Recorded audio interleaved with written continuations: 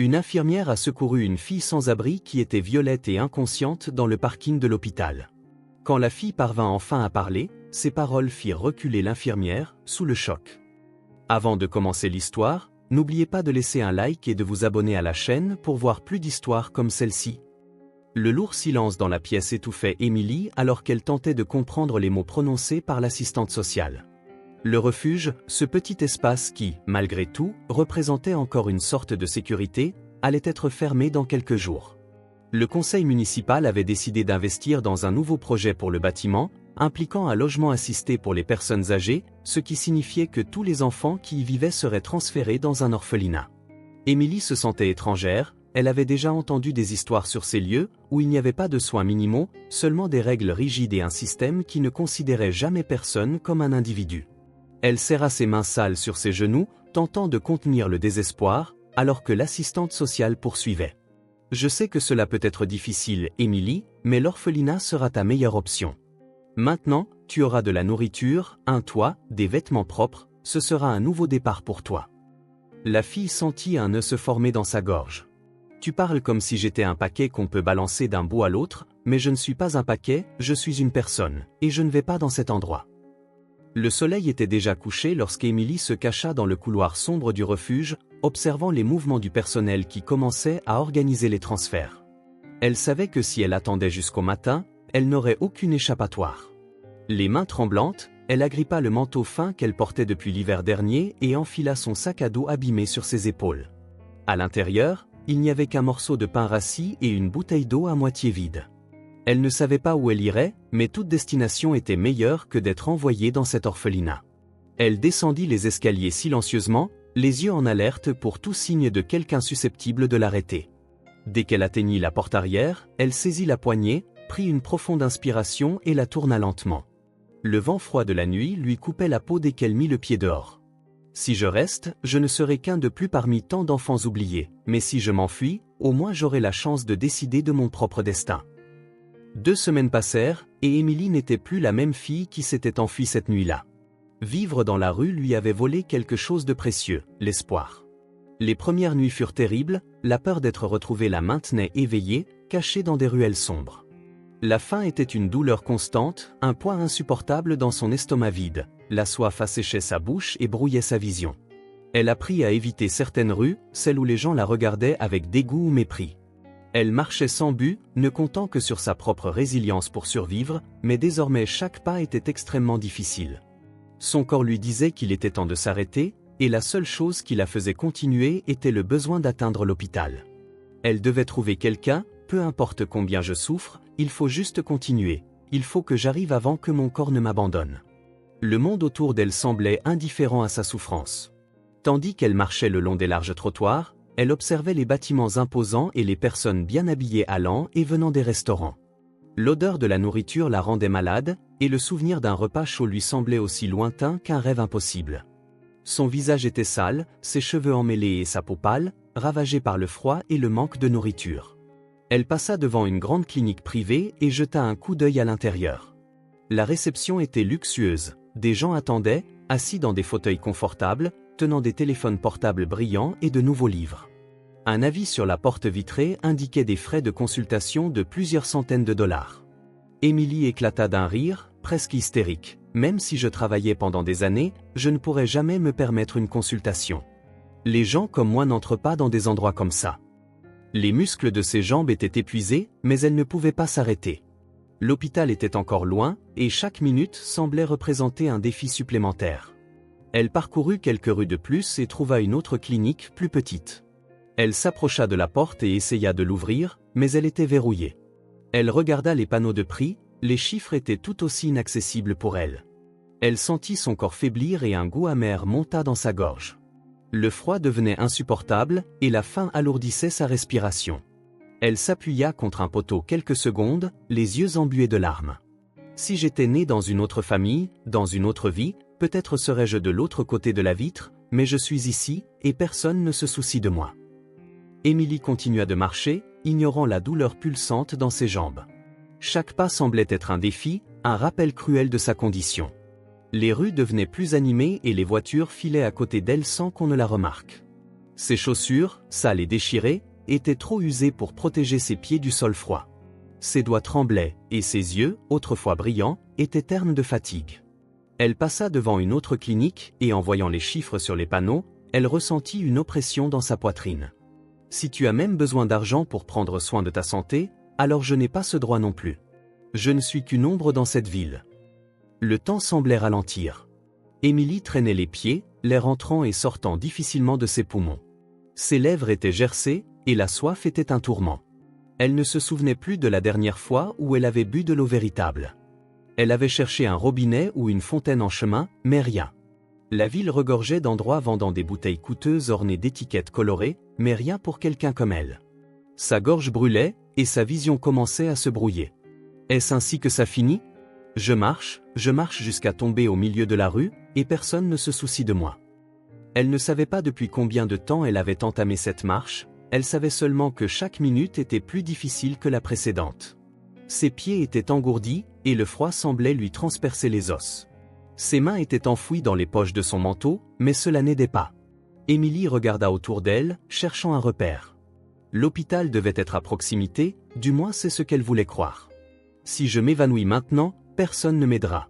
Si je n'y parviens pas, je ne sais pas ce qui m'arrivera.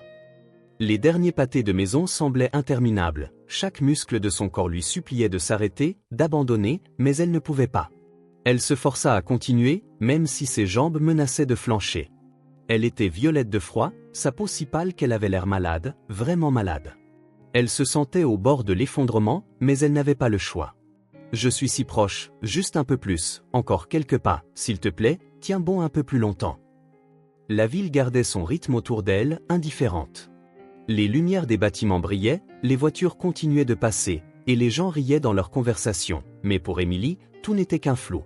Sa respiration devint irrégulière, sa vision s'assombrit un instant. L'hôpital était proche, mais son corps était à bout. Le monde tournait autour d'elle, et la dernière chose qu'elle ressentit fut le poids de sa propre épuisement qui prenait le dessus. L'obscurité envahit la vision d'Émilie avant qu'elle ne puisse faire un autre pas. Son corps cédant à l'épuisement, le sol froid et dur du parking fut la dernière chose qu'elle ressentit avant de perdre connaissance. Le monde autour d'elle continuait de bouger, indifférent à sa détresse. Les voitures passaient sans la remarquer, les lampadaires éclairaient sa peau pâle et sale, et le silence ne faisait que renforcer combien elle était seule. Ses petites mains étaient glacées, ses lèvres entr'ouvertes, comme si elle tentait encore de murmurer un appel à l'aide.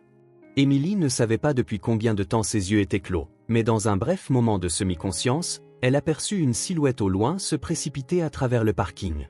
Son cœur, déjà affaibli, battit plus fort, en alerte. Quelqu'un, s'il vous plaît, voyez-moi, ne me laissez pas ici. Sophie se dépêcha de sortir de l'hôpital, serrant son manteau contre elle pour se protéger du vent mordant de la nuit. Son service avait été plus calme que d'habitude et elle allait enfin avoir un moment pour respirer, mais quand son regard se posa sur le sol, quelque chose interrompit sa hâte, il y avait quelqu'un là. La lumière de la rue révélait une fille aux cheveux emmêlés et à la peau extrêmement pâle, comme si tout le sang avait quitté son visage. Le cœur de Sophie se serra, et sans hésiter, elle se précipita vers la fille. Elle s'agenouilla à côté du corps frêle et toucha son front, ressentant la froideur sous ses doigts. Le désespoir la submergea. « Mon Dieu, que t'est-il arrivé ? Tu es si faible, si maigre, comment personne ne l'a-t-il remarqué avant ?» Émilie ne réagit pas, sa respiration était faible et son corps semblait dépourvu de toute force, même pour frissonner au moindre contact. Sophie regarda autour d'elle, espérant que quelqu'un avait remarqué la scène, que l'un des agents de sécurité de l'hôpital avait relevé la présence de la fille, mais il n'y avait personne. Le parking demeurait vide et les quelques employés qui passaient étaient trop pressés pour prêter attention.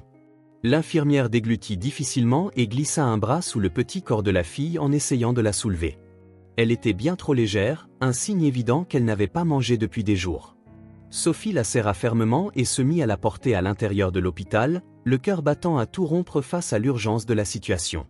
« Je ne te laisserai pas ici, même si je dois affronter le directeur en personne, je vais t'aider. » Dès qu'elle franchit les portes de l'hôpital, un poids invisible s'abattit sur Sophie.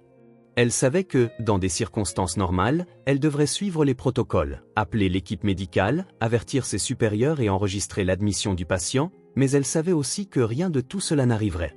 Le directeur de l'hôpital n'autoriserait pas qu'une fille sans abri, sans argent ni pièce d'identité, soit soignée ici. En traversant les couloirs avec Émilie dans ses bras, elle sentit des regards curieux se poser sur elle, mais personne ne vint l'interpeller directement. Sophie accéléra le pas, sentant qu'elle devait agir rapidement avant que quelqu'un n'intervienne. Il me suffit de trouver une pièce vide, il me suffit de la stabiliser avant qu'il ne s'en aperçoive et ne l'envoie ailleurs. Mais elle n'eut pas le temps, car avant de pouvoir faire un autre pas, elle entendit la voix froide qu'elle redoutait. Richard se tenait au bout du couloir, les bras croisés, l'expression rigide et impassible. Il n'avait pas besoin d'élever la voix pour faire frissonner Sophie. « Qu'est-ce que tu penses faire exactement ?» Le ton de Richard était maîtrisé mais chargé d'autorité. Sophie s'arrêta, toujours tenant Émilie dans ses bras, cherchant à formuler une réponse qui ne sonnerait pas comme une provocation. « J'ai trouvé cette fille évanouie dans le parking. Elle est faible, mal nourrie, elle a besoin de soins immédiats. Je sais que nous n'avons pas beaucoup de patients ce soir, donc je peux m'en occuper sans perturber le fonctionnement de l'hôpital. » Richard la fixa pendant de longues secondes avant de pousser un court soupir sec. « Ce n'est pas un centre caritatif, infirmière. Si nous faisons de la place pour l'une, il faudra en faire pour toutes, et bientôt nous serons débordés de cas qui ne pourront pas payer. Tu sais comment cela finit. » Son regard était glacial, mais Sophie ne recula pas. Ses doigts se resserrèrent un peu plus autour des épaules de la fille inconsciente. « Je ne demande pas à l'hôpital de s'occuper d'elle, je dis que je vais m'en occuper moi-même. Il me suffit d'une journée, d'une nuit pour diagnostiquer ce qui se passe chez elle. Si c'est un problème sérieux, alors nous déciderons de ce qu'il faut faire ensuite. » Richard fronça les sourcils, clairement irrité par son insistance, mais sans montrer d'émotion. « Tu veux perdre ton temps ? Très bien, mais tu le feras seul. Tu n'auras pas l'aide du personnel médical, et l'hôpital ne bougera pas d'un pouce pour cette fille. Elle est sous ta responsabilité. » Sophie ne perdit pas de temps pour remercier. Elle continua, traversant le couloir et entrant dans la première pièce vide qu'elle trouva. Avec soin, elle déposa Émilie sur la civière, ajustant les draps autour du corps fragile de la fille. Son esprit s'emballait, essayant de se rappeler tout ce qu'elle avait appris, tout ce qu'elle pouvait faire seule, sans le soutien d'autres professionnels. Mais la peur commença à s'insinuer en elle. Elle était novice. Elle n'avait jamais traité un cas d'une telle ampleur seule. Et si je n'étais pas à la hauteur ? Et si je faisais une erreur ? Et si je commettais une faute et que cela lui coûtait la vie ? Mon Dieu, je n'ai jamais fait cela seule auparavant. Ses doigts tremblaient alors qu'elle ajustait l'équipement de base, vérifiant les signes vitaux de la fille. Sa respiration était faible mais stable, et son cœur battait rapidement, comme si son corps se battait encore pour continuer malgré tout. Sophie tira une chaise et s'assit à côté de la civière, observant Émilie de près. Ses cheveux blonds étaient emmêlés, son visage était sale, et son expression trahissait celle d'une enfant ayant déjà enduré trop de souffrances. La poitrine de Sophie se serra et une sensation différente s'empara d'elle. Ce n'était pas seulement du professionnalisme, c'était quelque chose de plus profond. « Pourquoi ai-je l'impression de devoir t'aider à tout prix, comme si tu étais plus qu'une simple patiente ? Je ne connais même pas ton nom, mais j'ai déjà l'impression de ne pas pouvoir te laisser tomber. » La pièce était silencieuse, seul le bruit irrégulier de la respiration d'Émilie emplissait l'espace. Sophie appuya ses coudes sur ses genoux et prit une profonde inspiration. Elle ne pouvait pas se permettre d'hésiter, le directeur avait été clair, il n'y aurait aucune aide. Si elle voulait sauver cette fille, elle devrait le faire de ses propres mains. Elle ferma les yeux un instant, essayant de calmer ses pensées. « Je peux le faire. Peu importe si je suis seule, je peux le faire. Il me suffit de me souvenir de ce que j'ai appris et d'agir calmement. » Elle regarda de nouveau Émilie, voyant la fragilité inscrite sur chaque trait de son visage. Il n'y avait personne pour elle, personne qui viendrait la chercher, personne pour lui demander son nom, juste Sophie, essayant d'être assez forte pour porter seule ce fardeau. « Je te promets que je trouverai une solution. Tu n'es plus seule. » Sophie ajusta les draps autour du corps fragile d'Émilie, examinant chaque détail avec inquiétude. La pièce était silencieuse, à l'exception du faible bourdonnement des appareils qui indiquait que la fille respirait toujours. Consciente qu'elle ne pouvait pas perdre de temps, Sophie prépara soigneusement la solution saline, la reliant au bras fin de la fille. L'aiguille glissa dans sa peau pâle sans résistance, et bientôt le liquide commença à s'écouler lentement dans le tube, apportant un soulagement qu'Émilie ne remarqua même pas.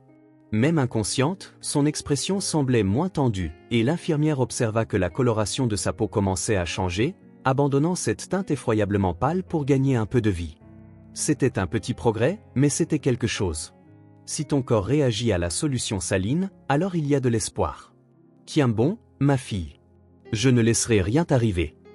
Sophie écarta les mèches emmêlées du visage de la fille et tira un tabouret pour s'asseoir à côté de la civière. Elle ne comprenait pas pourquoi elle ressentait un besoin si intense de la protéger, mais c'était bien plus qu'un simple devoir professionnel. Peut-être était-ce la façon dont Émilie semblait si seule au monde, si perdue, ou peut-être le fait que personne ne se souciait d'elle. Sophie croisa les bras et posa son menton sur sa main, observant la solution saline qui gouttait lentement dans le tube. Elle aurait dû être soulagée de voir la fille se stabiliser, mais quelque chose en elle lui disait que les difficultés ne faisaient que commencer. Ce n'est pas si simple. Les enfants en bonne santé ne s'effondrent pas simplement au milieu de la rue. Quoi d'autre as-tu traversé pour en arriver à cet état? Le bruit de pas dans le couloir fit relever la tête de Sophie. En regardant vers la porte, elle vit Michael debout, tenant un épais carnet sous son bras. Le médecin ferma la porte derrière lui et traversa la pièce d'un pas ferme, déposant le carnet sur la table à côté de la civière. Il ne sembla pas surpris de voir la fille inconsciente. Il poussa un soupir et jeta un rapide coup d'œil aux équipements surveillant ses signes vitaux. « J'ai entendu ce qui s'est passé. Donc, tu as défié le directeur pour cette fille. Je dois admettre que c'était courageux, mais aussi très risqué. S'il avait voulu, il t'aurait renvoyé sur le champ. » Sophie regarda Émilie avant de répondre, d'une voix basse mais ferme. « Si je n'avais pas agi, elle aurait pu mourir là-bas. Je ne pouvais pas lui tourner le dos. » Michael observa la scène un instant avant de pousser le carnet vers elle. Sophie regarda l'objet avec méfiance, posant ses doigts sur la couverture usée. C'était un manuel de dossiers médicaux, rempli de gribouillis et de notes manuscrites. Le médecin croisa les bras et s'appuya légèrement contre la table, sa voix chargée de complicité. À l'intérieur, il y a des notes qui peuvent t'aider. Le directeur n'accepterait jamais que tu t'occupes de cette fille, alors tu devras te débrouiller seul. Lis ceci, utilise ce que tu peux, mais ne lui dis pas que je te l'ai donné. Sophie passa ses doigts sur les pages jaunies, absorbant le poids de cette responsabilité. Merci, Michael. J'aurai besoin de toute l'aide possible. Je sais que je fais la bonne chose, mais je ne peux pas me permettre d'erreur avec elle. Le temps semblait s'étirer alors que Sophie surveillait les signes vitaux d'Émilie. La respiration de la fille était plus profonde et régulière, et son corps ne tremblait plus de froid. L'infirmière poussa un soupir de soulagement, convaincue d'être sur la bonne voie, mais soudain un son strident provenant des appareils fit battre son cœur à toute allure. Les battements d'Émilie commencèrent à augmenter rapidement, devenant incontrôlables. Sophie se leva brusquement, les yeux écarquillés en regardant les moniteurs. Le cœur de la fille battait à toute vitesse, et sa petite main se mit à bouger involontairement, comme si son corps réagissait de manière erratique au traitement. « Non, non, reste calme, reste avec moi, Émilie, ne fais pas ça maintenant. » Les mains tremblantes, Sophie attrapa le carnet que Michael lui avait donné et se mit à feuilleter les pages aussi rapidement qu'elle le pouvait. Elle avait besoin de réponses, de comprendre ce qui arrivait à cette fille. Son regard parcourut les notes jusqu'à ce qu'elle trouve enfin une page surlignée, écrite à la hâte mais suffisamment lisible. Le texte décrivait des cas de malnutrition extrême chez les enfants et les effets d'un réapprovisionnement soudain en nutriments sur un corps affaibli. Le cœur de Sophie s'emballa en reconnaissant les symptômes énumérés: battements de cœur erratiques, augmentation de la température corporelle, spasmes musculaires involontaires. C'est ça. Son corps ne traite pas correctement l'hydratation et les nutriments. Si je n'équilibre pas cela maintenant, cela pourrait empirer très rapidement. Sophie se précipita vers le sérum et ajusta soigneusement le débit, suivant les instructions notées. Elle devait stabiliser la fille avant que son corps ne s'effondre. Le temps semblait s'étirer alors qu'elle attendait l'effet des modifications, observant chaque réaction de la patiente, le souffle coupé, pendant quelques secondes. Les moniteurs bipèrent frénétiquement, accentuant sa peur, mais peu à peu, les chiffres commencèrent à se normaliser. Le rythme cardiaque ralentit, la respiration décéléra et les spasmes s'arrêtèrent. Sophie poussa un long soupir et se laissa tomber sur la chaise, ressentant le poids de la tension sur ses épaules. C'était moi. Mon Dieu, je ne peux pas me permettre d'erreur avec toi. Elle passa une main sur son visage, sentant la sueur froide former sur son front. La peur de faire une erreur palpitait encore dans sa poitrine, mais quelque chose en elle commençait à se renforcer. Sophie savait qu'elle ne pouvait compter sur personne d'autre qu'elle-même et sur ce manuel improvisé que Michael lui avait donné, mais il fallait que cela fonctionne. Peu importait qu'elle fût novice, peu importait qu'elle fasse quelque chose qu'elle n'avait jamais fait auparavant. Émilie avait besoin d'elle et Sophie n'allait pas échouer. Je suis encore en train d'apprendre, mais une chose est certaine. Tu ne seras pas seule dans cet hôpital, tant que je pourrai l'empêcher. L'infirmière réajusta les mèches libres de son chignon et regarda la fille inconsciente avec une nouvelle détermination. Peut-être était-ce la première fois qu'elle faisait face à quelque chose d'aussi grand, seule, mais elle n'allait pas reculer. Elle jeta un œil au carnet ouvert sur la table, aux pages usées remplies de savoirs susceptibles de l'aider. Si l'hôpital ne lui fournissait pas les ressources, alors elle trouverait ses propres moyens. Si je ne peux pas demander de l'aide, alors je trouverai toutes les réponses moi-même. Tu iras bien, Émilie. Je te promets que je ferai tout ce qui est en mon pouvoir pour t'en assurer. Elle croisa les bras et retourna observer les signes vitaux stabilisés de la fille, ressentant un mélange de soulagement et de fatigue.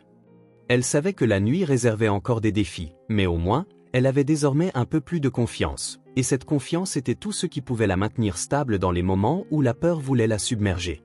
Sophie prit une profonde inspiration et serra la petite main froide d'Émilie, sentant que ce geste en disait plus long que tous les mots. « Je sais que tu ne peux pas encore entendre ces mots, mais je n'abandonnerai pas, quoi qu'il arrive. Tu n'es pas seule. » Sophie resta aux côtés d'Émilie plus longtemps qu'elle ne l'avait imaginé.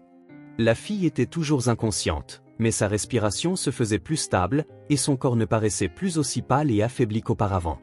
L'infirmière tenait le clipoir sur lequel elle avait noté chaque détail de l'état de la petite, cherchant le moindre signe d'amélioration au-delà de l'évidence. Pourtant, au fond d'elle, ce qui l'inquiétait le plus n'était pas seulement l'état physique d'Émilie, mais le silence, l'absence de toute réaction.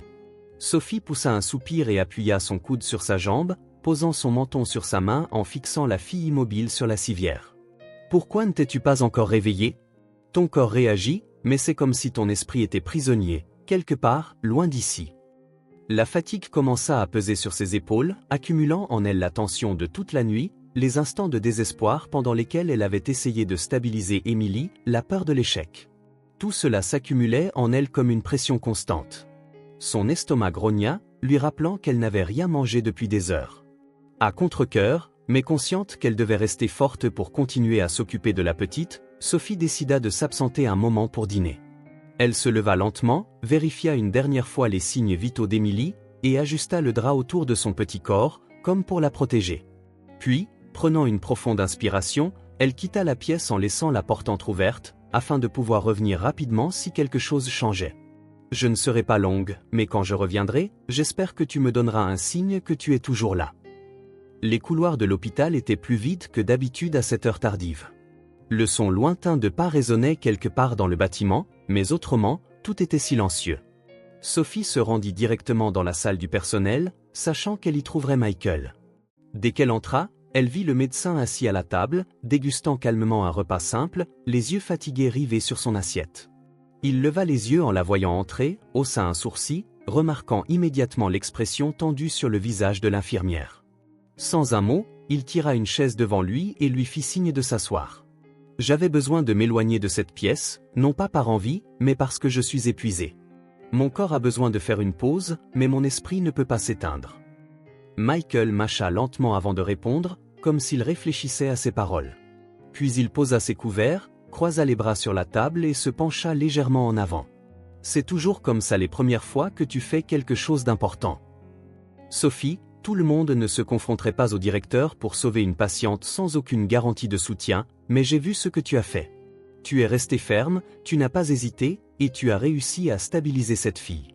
Tu as fait plus que beaucoup n'en oseraient. » Sophie baissa les yeux vers l'assiette qu'elle remuait, ressentant un mélange de soulagement et d'insécurité. « Dès que je l'ai vue dans ce parking, c'était comme si quelque chose en moi criait que je devais l'aider.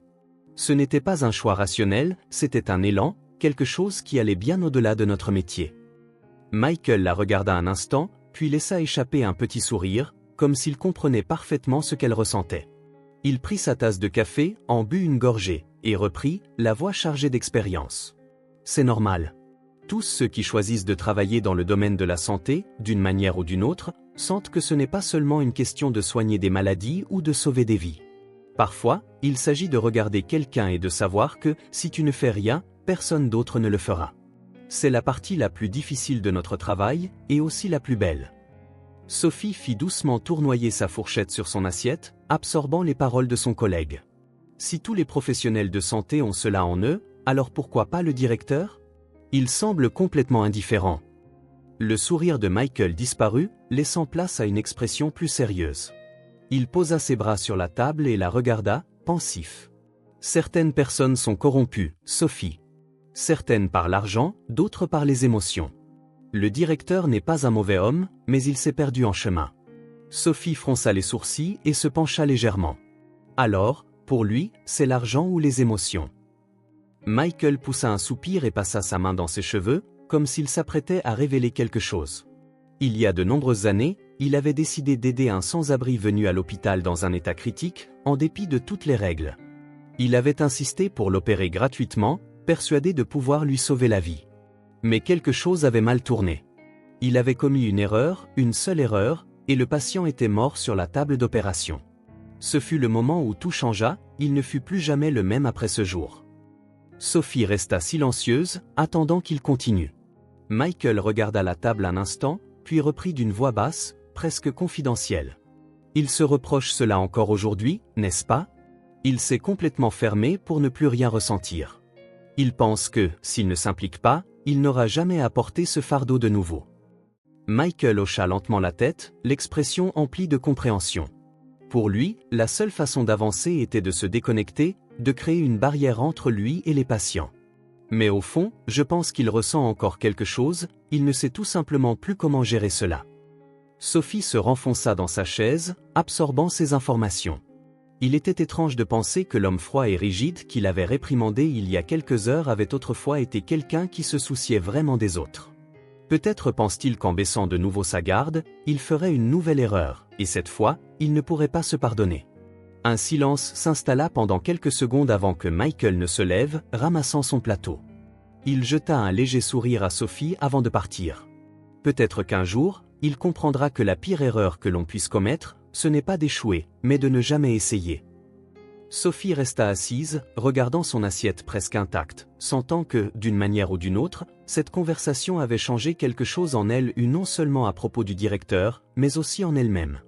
Elle savait que, dès l'instant où elle avait décidé de sauver Emily, elle n'était plus la même infirmière.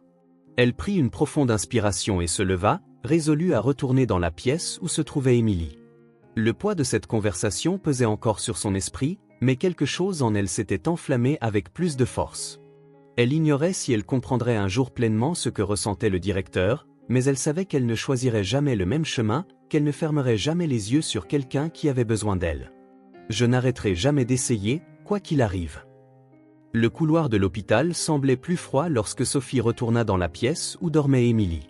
La discussion avec Michael résonnait encore en elle, et malgré tous ses efforts pour écarter ses mots, elle savait qu'elle ne verrait plus jamais le directeur de la même manière. Elle ouvrit lentement la porte, sans faire de bruit, et trouva la fille dans la même position qu'avant, petite et frêle sur la civière, sa respiration toujours calme, sa poitrine se soulevant et s'abaissant lentement. Sophie s'approcha et tira la chaise près du lit, ressentant la fatigue de la nuit précédente. Pesant sur ses épaules, elle passa ses doigts doucement sur le drap, l'ajustant autour du corps mince de la jeune fille, et soupira. « Tu ne t'es pas encore réveillée, mais au moins tu vas mieux. Peut-être que lorsque tu ouvriras les yeux, tout cela te semblera un peu moins effrayant. » L'aube apporta une douce lueur à travers les fissures de la fenêtre de l'hôpital, projetant des ombres délicates dans la pièce silencieuse. Sophie cligna lentement des yeux, luttant contre le sommeil qui menaçait de la submerger. Elle ne se souvenait plus de la dernière fois où elle avait passé une nuit paisible, sans souci. Son corps réclamait du repos, mais son esprit refusait de s'éteindre. Elle observa le visage pâle d'Emily, remarquant de subtiles marques sur sa peau. Ce n'étaient pas des coupures récentes, mais ce n'étaient pas non plus des signes d'une enfance paisible. Avant qu'elle ne puisse s'attarder davantage dans ses pensées, un léger mouvement attira son attention. Les doigts de la fille tressaillirent, ses lèvres s'entr'ouvrirent légèrement et ses paupières papillonnèrent avant de s'ouvrir lentement. Le cœur de Sophie se mit à battre la chamade, la tension se répandit dans son corps comme de l'électricité. « Emily, m'entends-tu? Comprends-tu ce que je dis ?» Pendant un moment, il n'y eut aucune réponse, seulement le regard vide de la fille fixant Sophie, comme si elle observait quelque chose de lointain, quelque chose qui n'était pas là. C'était un regard dépourvu d'émotion, de curiosité, de reconnaissance. Sophie déglutit difficilement en essayant de rester calme. Elle était habituée aux patients qui se réveillaient désorientés, mais ceci était différent. Emily cligna lentement des yeux, mais son expression resta froide, impassible, comme si elle était là et en même temps pas, comme si rien de tout cela n'avait de sens pour elle. Sophie tendit la main, touchant doucement le bras de la fille. « Peux-tu me dire ton nom? Sais-tu où tu es ?» Le silence emplit la pièce, dense et inconfortable. Émilie inclina légèrement la tête, fronçant les sourcils, comme si elle essayait d'extraire quelque chose de son propre esprit, de trouver une réponse qui n'existait tout simplement pas. Ses lèvres s'ouvrirent, lorsqu'elle parla enfin, sa voix était basse, presque un chuchotement, « Oh, je ne sais pas ». Sophie sentit un frisson lui parcourir l'échine. La fille était confuse, ce qui était normal, mais le ton de sa voix n'était pas seulement de l'incertitude, c'était de la peur. « D'accord, essayons autre chose. Te souviens-tu de l'endroit où tu vivais, ou de ta mère, ton père ?» Émilie cligna de nouveau des yeux, comme si ces mots n'étaient que des sons vides pour elle. « Je ne sais pas, je ne me souviens de rien. » Le poids de ces mots tomba sur Sophie comme un choc. L'infirmière se pencha légèrement, essayant de garder sa voix douce et calme, bien que son cœur battît la chamade. « C'est d'accord, Émilie, tu n'as pas besoin d'avoir peur. Parfois, quand nous traversons quelque chose de très difficile, notre esprit peut bloquer certains souvenirs pour nous protéger. Mais je suis là pour t'aider, alors prenons notre temps. Essaie de te souvenir de quoi que ce soit, n'importe quoi. » La fille ne réagit pas immédiatement, ses yeux parcoururent lentement la pièce, comme si elle voyait cet environnement pour la première fois. Puis quelque chose changea dans son expression, sa respiration s'accéléra, ses épaules se tendirent et ses doigts serrèrent le drap fermement. Je ne sais pas, je ne sais pas, je ne sais pas. » Émilie commença à respirer plus rapidement, sa poitrine se soulevant et s'abaissant de manière irrégulière, l'anxiété se dessinant sur son visage, ses yeux s'écarquillant, et elle secoua la tête comme si elle voulait chasser un sentiment qu'elle ne comprenait pas. Sophie se leva immédiatement et prit les mains de la fille, essayant de la calmer. « C'est d'accord, tu es en sécurité, personne ne va te faire de mal ici, prends juste une grande inspiration et regarde-moi. » Mais Émilie ne pouvait pas contrôler sa propre peur, son corps tremblait, ses mains s'accrochaient au drap comme si elle essayait de s'accrocher à une réalité qui lui échappait. Sophie sentit le désespoir grandir en elle, mais elle ne pouvait pas le laisser submerger la fille. « Écoute ma voix, Émilie, tu n'as pas besoin de te souvenir de tout maintenant, respire avec moi, lentement, nous allons y arriver ensemble, petit à petit. » La respiration d'Émilie commença à ralentir, toujours irrégulière mais moins désespérée, ses yeux étaient encore écarquillés, mais moins remplis de douleur, de panique. Sophie garda ses mains fermement dans celles d'Émilie, sentant le pouls battant de la fille contre sa peau. « Voilà, c'est bien, tu t'en sors. Personne ici ne s'attend à ce que tu te souviennes de tout d'un coup, tu n'as rien à forcer. » La fille cligna des yeux quelquefois, ses yeux se remplissant de larmes silencieuses qui coulaient sur son visage pâle. Lorsqu'elle réussit enfin à parler, sa voix tremblait, brisée. « Qu'est-ce qui m'arrive? Pourquoi ne sais-je pas qui je suis ?» Sophie sentit son propre cœur se serrer à cette question. Émilie n'était pas juste une fille perdue dans la rue, malnutrie et abandonnée, elle était une fille sans passé, sans nom, sans souvenir, et cela rendait tout encore plus difficile. L'infirmière serra doucement ses mains, offrant le seul réconfort possible à cet instant. « Je ne sais pas exactement ce qui t'est arrivé, Émilie, mais ce que je sais, c'est que tu n'es pas seule, nous allons trouver une solution ensemble, je te le promets. » La fille ne répondit pas, ferma simplement les yeux, laissant couler encore plus de larmes silencieuses sur son visage. Sophie déglutit et s'assit à côté de la civière, gardant sa présence là, même s'il n'y avait plus de mots à dire. La porte de la pièce était entr'ouverte, et de l'autre côté, dans le couloir, Richard observait tout d'un regard froid et distant. Il ne dit rien, n'intervint pas, il se contenta de rester là, analysant la scène comme s'il tentait de comprendre quelque chose qui lui échappait. Sophie sentit sa présence mais ne se retourna pas, son attention était sur la fille devant elle. Richard resta quelques secondes de plus, puis, sans un mot, continua son chemin dans le couloir, disparaissant en direction de son bureau. Sophie n'avait pas besoin de regarder pour savoir que ce n'était que le début, cette histoire ne faisait que commencer, et quelque chose lui disait que rien ne serait simple à partir de maintenant. Le silence dans la pièce restait dense lorsque Sophie poussa un long soupir, repoussant les mèches de cheveux en désordre de son visage et jetant un dernier regard à Émilie. La fille resta silencieuse, les larmes séchant sur sa peau pâle alors qu'elle fixait le plafond, ses yeux vides et lointains. Quoi qu'il se soit passé avant son arrivée, cela l'avait brisée d'une manière que Sophie ne comprenait pas entièrement, mais une chose était certaine. Émilie avait peur, non pas de l'hôpital, ni de sa présence, mais du vide même dans son esprit. Sophie voulait lui donner une réponse, quelque chose pour la réconforter, mais ne pouvait que serrer doucement la main frêle de la fille, un geste silencieux pour lui montrer qu'elle n'était pas seule. « Même si tu ne te souviens pas de qui tu es, même si ton passé semble perdu, je te promets que je ne te laisserai pas seule dans tout cela. » Le son métallique des haut-parleurs interrompit ce moment fragile, résonnant dans l'hôpital d'une manière ferme et autoritaire. La voix neutre de la réceptionniste emplit l'espace. Infirmière Sophie, rendez-vous immédiatement au bureau du directeur. Le ventre de Sophie se serra d'une étreinte inconfortable, il ne lui fallait pas grand-chose pour comprendre ce que cela signifiait. Richard ne l'appelait jamais directement dans son bureau, il voulait parler d'Émilie, et compte tenu de ce qu'elle savait déjà sur sa vision rigide et froide des patients sans ressources, il n'était pas difficile d'imaginer quelle serait sa décision. Sophie jeta un dernier regard à Émilie et sourit doucement, essayant de cacher l'inquiétude qui montait en elle. « Reste ici, Émilie, j'ai quelque chose à régler, mais je reviens tout de suite, essaie de te reposer, d'accord ?» La fille ne répondit pas, se contentant de hocher légèrement la tête, toujours perdue quelque part entre le présent et le néant. Sophie sentit un nœud à la gorge en la voyant ainsi, mais il n'y avait pas de temps à perdre. Elle quitta la pièce et traversa le couloir d'un pas décidé, bien que l'inquiétude intérieure fût écrasante. Lorsqu'elle atteignit finalement la porte du bureau du directeur, elle prit une profonde inspiration avant de frapper. La voix sévère et sans émotion de l'autre côté ne tarda pas à répondre. « Entrez !» Sophie tourna la poignée et entra, trouvant Richard assis derrière un bureau impeccablement organisé, ses yeux analysant des papiers avant de se tourner vers elle. Un éclat calculateur brillait dans son regard, comme s'il avait déjà pris sa décision avant même de l'inviter. « Je dois admettre, infirmière, que vous avez fait du bon travail. La fille n'est pas morte, mais il est temps de l'envoyer. » Ces mots frappèrent Sophie comme une lame froide.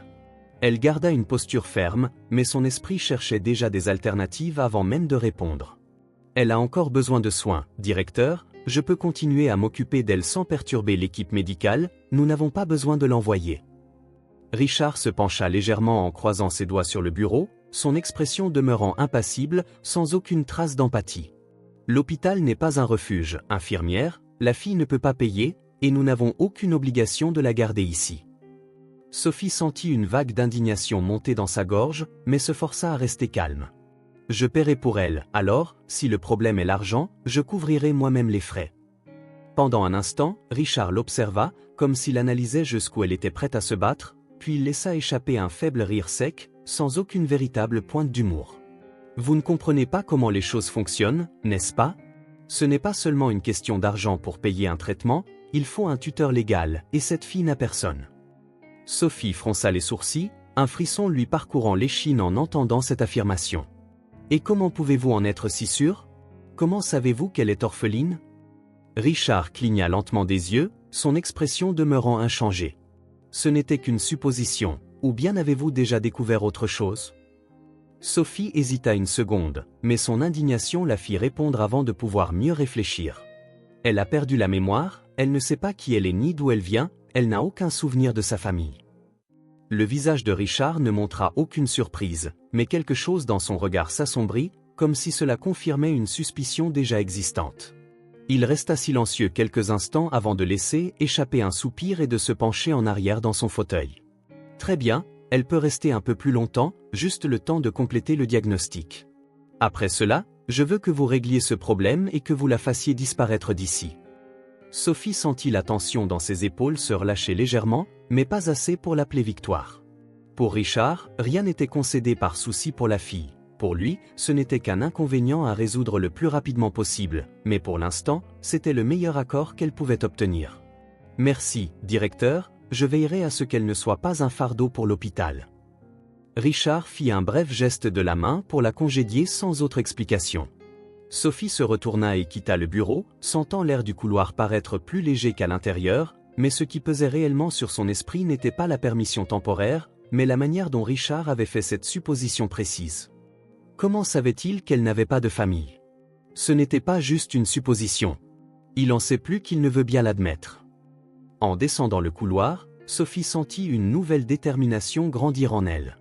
Si Émilie avait perdu la mémoire, il lui incombait de s'assurer que la fille est un endroit sûr, jusqu'à ce qu'elle puisse découvrir sa propre vérité. Et peu importe ce que Richard voulait faire d'elle, Sophie ne permettrait pas que cela se fasse sans combat. Peu importe ce que pense le directeur, je ne la laisserai plus jamais seule.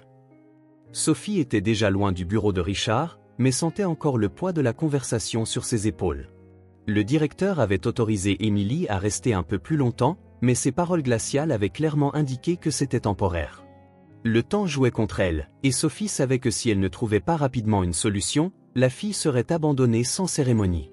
Elle accéléra le pas dans les couloirs, anxieuse de retourner dans la pièce pour voir comment Emily se portait après leur conversation difficile. Mais dès qu'elle poussa la porte et entra dans la pièce, son cœur se figea un instant, la civière était vide. Les draps froissés indiquaient que quelqu'un était passé, mais maintenant, il n'y avait plus personne. Sophie recula d'un pas, sentant l'adrénaline envahir ses veines. « Emily, où es-tu? Tu ne peux pas être partie toute seule comme ça. » Son premier réflexe fut de fouiller la pièce, à la recherche d'un indice montrant que la fille n'était pas allée bien loin. La salle de bain était vide, le petit placard ne montrait aucun signe que quelqu'un s'y soit caché. Sophie courut vers la porte et jeta un coup d'œil dans le couloir, mais elle ne vit personne qui ressemblât à Emily. Son esprit commença à envisager divers scénarios, depuis la simple errance dans l'hôpital jusqu'à quelque chose de pire, quelqu'un l'ayant prise sans son consentement. La peur monta en elle, et Sophie serra les poings, refusant de céder à la panique. Elle peut être n'importe où, mais je dois la retrouver maintenant. Si quelque chose lui arrive, je ne me pardonnerai jamais. Sa première vérification fut le service pédiatrique, une idée logique puisque c'était l'endroit le plus proche où des enfants étaient hospitalisés. Sophie se précipita dans les couloirs, jetant des regards vigilants à chaque petit patient et à leurs accompagnateurs. Elle demanda à quelques infirmières si elles avaient vu une petite fille blonde au teint pâle, au regard perdu, mais personne ne pouvait lui donner de réponse. Le couloir s'étendait devant elle comme un labyrinthe sans fin, et à chaque seconde qui passait sans signe d'Emily, l'étau se resserrait autour de sa poitrine. Elle était encore faible, elle n'aurait pas dû s'éloigner, mais si quelqu'un l'avait vue et n'avait pas jugé cela important. Mon Dieu, et si le directeur découvrait qu'elle avait disparu? Il s'en servirait contre moi? Ensuite, Sophie se rendit à la réception où patients et visiteurs circulaient habituellement. Elle scruta l'endroit, cherchant ce petit visage parmi les chaises et les personnes fatiguées attendant des soins. Sa respiration se fit courte, ses yeux fouillant chaque recoin, mais Emily n'y était pas. Un goût amer envahit sa bouche, pensant que peut-être la fille avait fui l'hôpital par peur. Son corps n'était toujours pas prêt à affronter le froid extérieur, ni à supporter la faim qui reviendrait avec force une fois le sérum évaporé. Sophie prit le téléphone de la réception, sur le point de demander à ce qu'il vérifie les caméras, mais hésita. Si elle le faisait, cela attirerait l'attention du directeur. Elle devait continuer à chercher par elle-même. Elle me fait confiance, je ne peux pas l'abandonner maintenant. L'étape suivante fut la cafétéria de l'hôpital.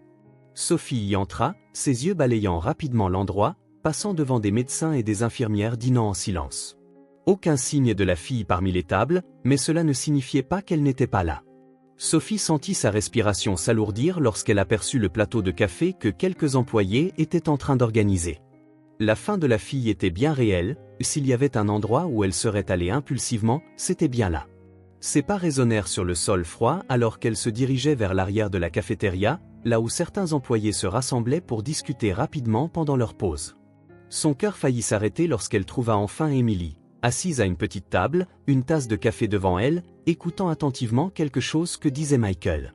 Le soulagement fut si intense que Sophie dut s'arrêter un instant avant de s'approcher. Elle tenta de contenir l'envie d'attraper la fille dans une étreinte protectrice, mais se contenta de relâcher l'air qu'elle avait retenu. Emily et Michael levèrent les yeux à son approche, et le médecin lui offrit un sourire calme, comme s'il savait déjà qu'elle viendrait. Il semble que quelqu'un ait décidé d'explorer un peu l'hôpital. Je l'ai trouvé ici et j'ai décidé de lui tenir compagnie. Sophie regarda Emily, qui se contentait d'observer la tasse devant elle, ses petites mains posées sur la table, sans montrer beaucoup d'émotion. Tu ne peux pas simplement partir comme ça, Emily, je m'inquiétais pour toi. Tu as encore besoin de soins, tu ne peux pas disparaître. Emily leva lentement les yeux vers Sophie, son expression neutre, presque désintéressée. Je voulais juste un peu de café. Sophie soupira, partagée entre le soulagement et la frustration, mais avant qu'elle ne puisse dire quoi que ce soit d'autre, Michael intervint d'un ton amical. Puisque tu es là, pourquoi ne pas t'asseoir et prendre un café aussi? Tu as besoin de te reposer. Emily le regarda un moment, puis regarda Sophie avant de se lever lentement. Je peux l'apporter pour elle. Sophie fronça les sourcils, surprise par cette initiative, mais hocha la tête. D'accord, merci. La fille prit la tasse vide et se dirigea vers le comptoir. Dès qu'Emily partit, Michael posa ses coudes sur la table et se pencha en avant, son expression devenant plus sérieuse. Il regarda directement Sophie avant de parler. Elle m'a dit quelque chose, je pense que tu dois savoir. Sophie plissa les yeux, sentant la tension remonter. Quoi donc? Michael passa une main sur son visage avant de répondre à voix basse, pour qu'elle seule l'entende. Elle n'a pas perdu la mémoire, Sophie, elle se souvient de tout, mais elle ne veut pas que quelqu'un le sache. Sophie resta immobile quelques instants, les mots s'installant dans son esprit comme un coup sourd. Qu'est-ce que tu veux dire? Pourquoi mentirait-elle à ce sujet? Michael jeta un regard furtif vers Emily, s'assurant qu'elle n'écoutait pas, puis continua. Elle m'a dit que se souvenir de tout ne ferait que compliquer les choses, que si elle prétendait ne pas savoir qui elle était, peut-être que les gens seraient plus gentils avec elle, mais surtout que, d'une certaine manière, cela la protégerait. Sophie sentit un frisson lui parcourir l'échine, tout prenait sens. Emily était intelligente, observatrice, et il était désormais clair qu'il y avait quelque chose de bien plus important derrière son histoire. Mais pourquoi choisir de cacher la vérité? Sophie passa ses mains sur son visage, essayant d'absorber tout cela. Alors, tout ce temps, elle m'a menti? Je ne sais pas quoi faire de tout ça. Avant qu'elle ne puisse ajouter quoi que ce soit, Emily revint avec la tasse de café et la posa devant Sophie, sans laisser transparaître qu'elle venait d'être au cœur d'une conversation tendue. L'infirmière esquissa un sourire et la remercia, tentant de dissimuler sa confusion intérieure. Le café était chaud, pendant qu'elles le dégustaient ensemble, la conversation prit un ton plus léger, abordant l'hôpital, l'amertume de la boisson et de petits détails du jour, mais en elle, Sophie sentait se former une tempête. Elle savait que tôt ou tard, elle devrait affronter la vérité. Si elle se souvient de tout, que cache-t-elle exactement et de quoi a-t-elle si peur? Sophie tenait la tasse entre ses mains, son esprit vagabondant, le poids de la révélation de Michael demeurant encore frais, chaque mot résonnant en elle avec une signification plus profonde qu'elle ne voulait l'admettre. Emily se souvenait de tout, chaque détail, chaque fragment de son passé, tout était en elle, et pourtant, elle choisissait de cacher la vérité. Sophie observa la jeune fille, qui remuait distraitement sa tasse, son expression neutre, presque insensible, mais désormais, elle voyait au-delà, il y avait dans les épaules de la fille une tension, un contrôle absolu de ses réactions, comme si elle était constamment en alerte, calculant chaque mot, chaque geste. Elle n'était pas simplement une enfant perdue, elle se protégeait ou se protégeait elle-même, et je dois découvrir quoi. Michael interrompit ses pensées lorsqu'il mentionna qu'il ferait quelques tests sur la fille, juste pour s'assurer que son état de santé était stable. Sophie haussa un sourcil, hésitante, et jeta un regard vers la salle d'examen que le directeur avait autorisée. Michael offrit un sourire ironique, croisa les bras et se pencha légèrement en avant.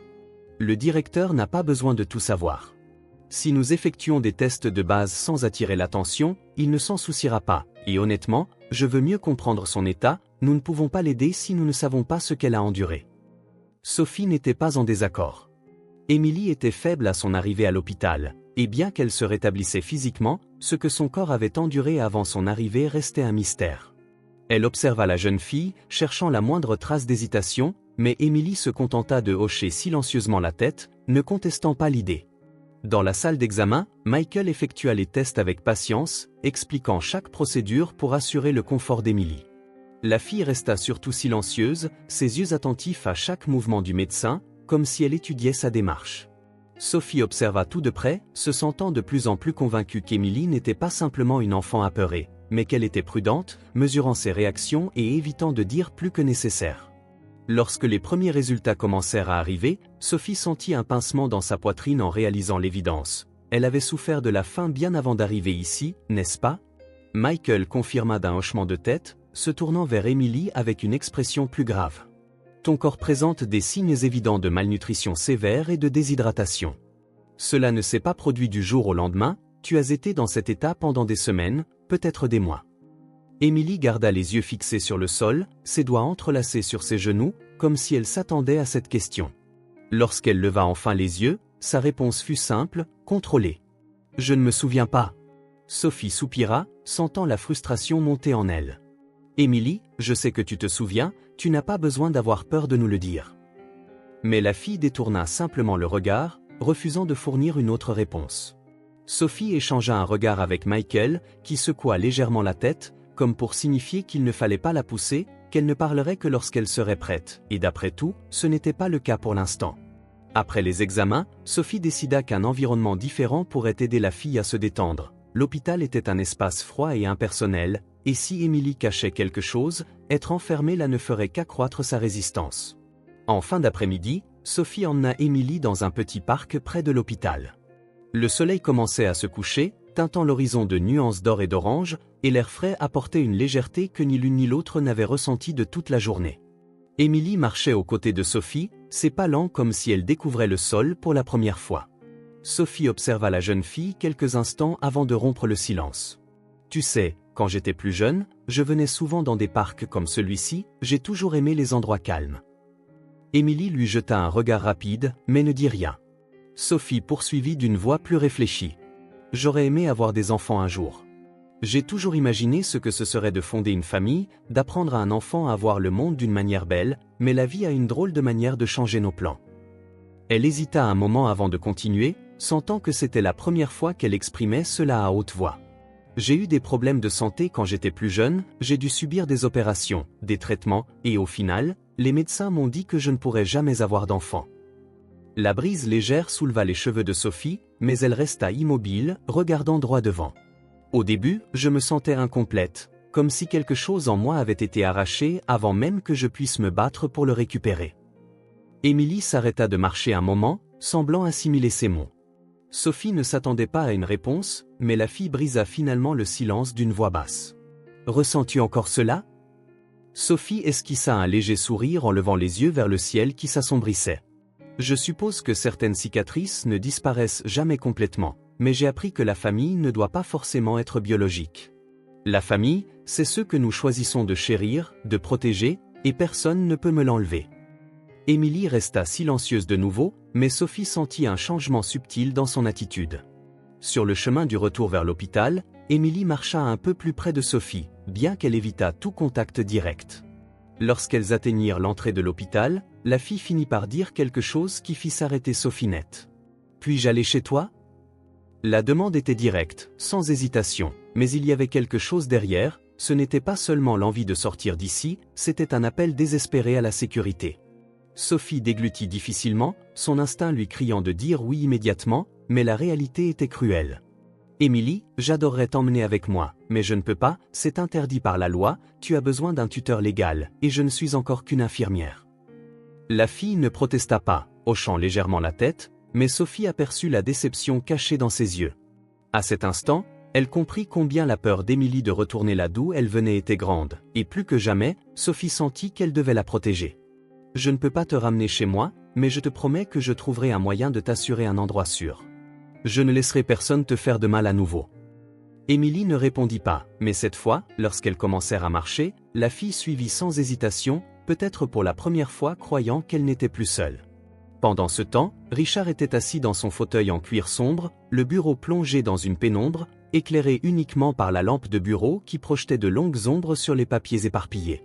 L'hôpital était déjà calme à cette heure tardive, les rares bruits de pas dans le couloir étant la seule indication qu'il y avait encore de la vie dans le bâtiment.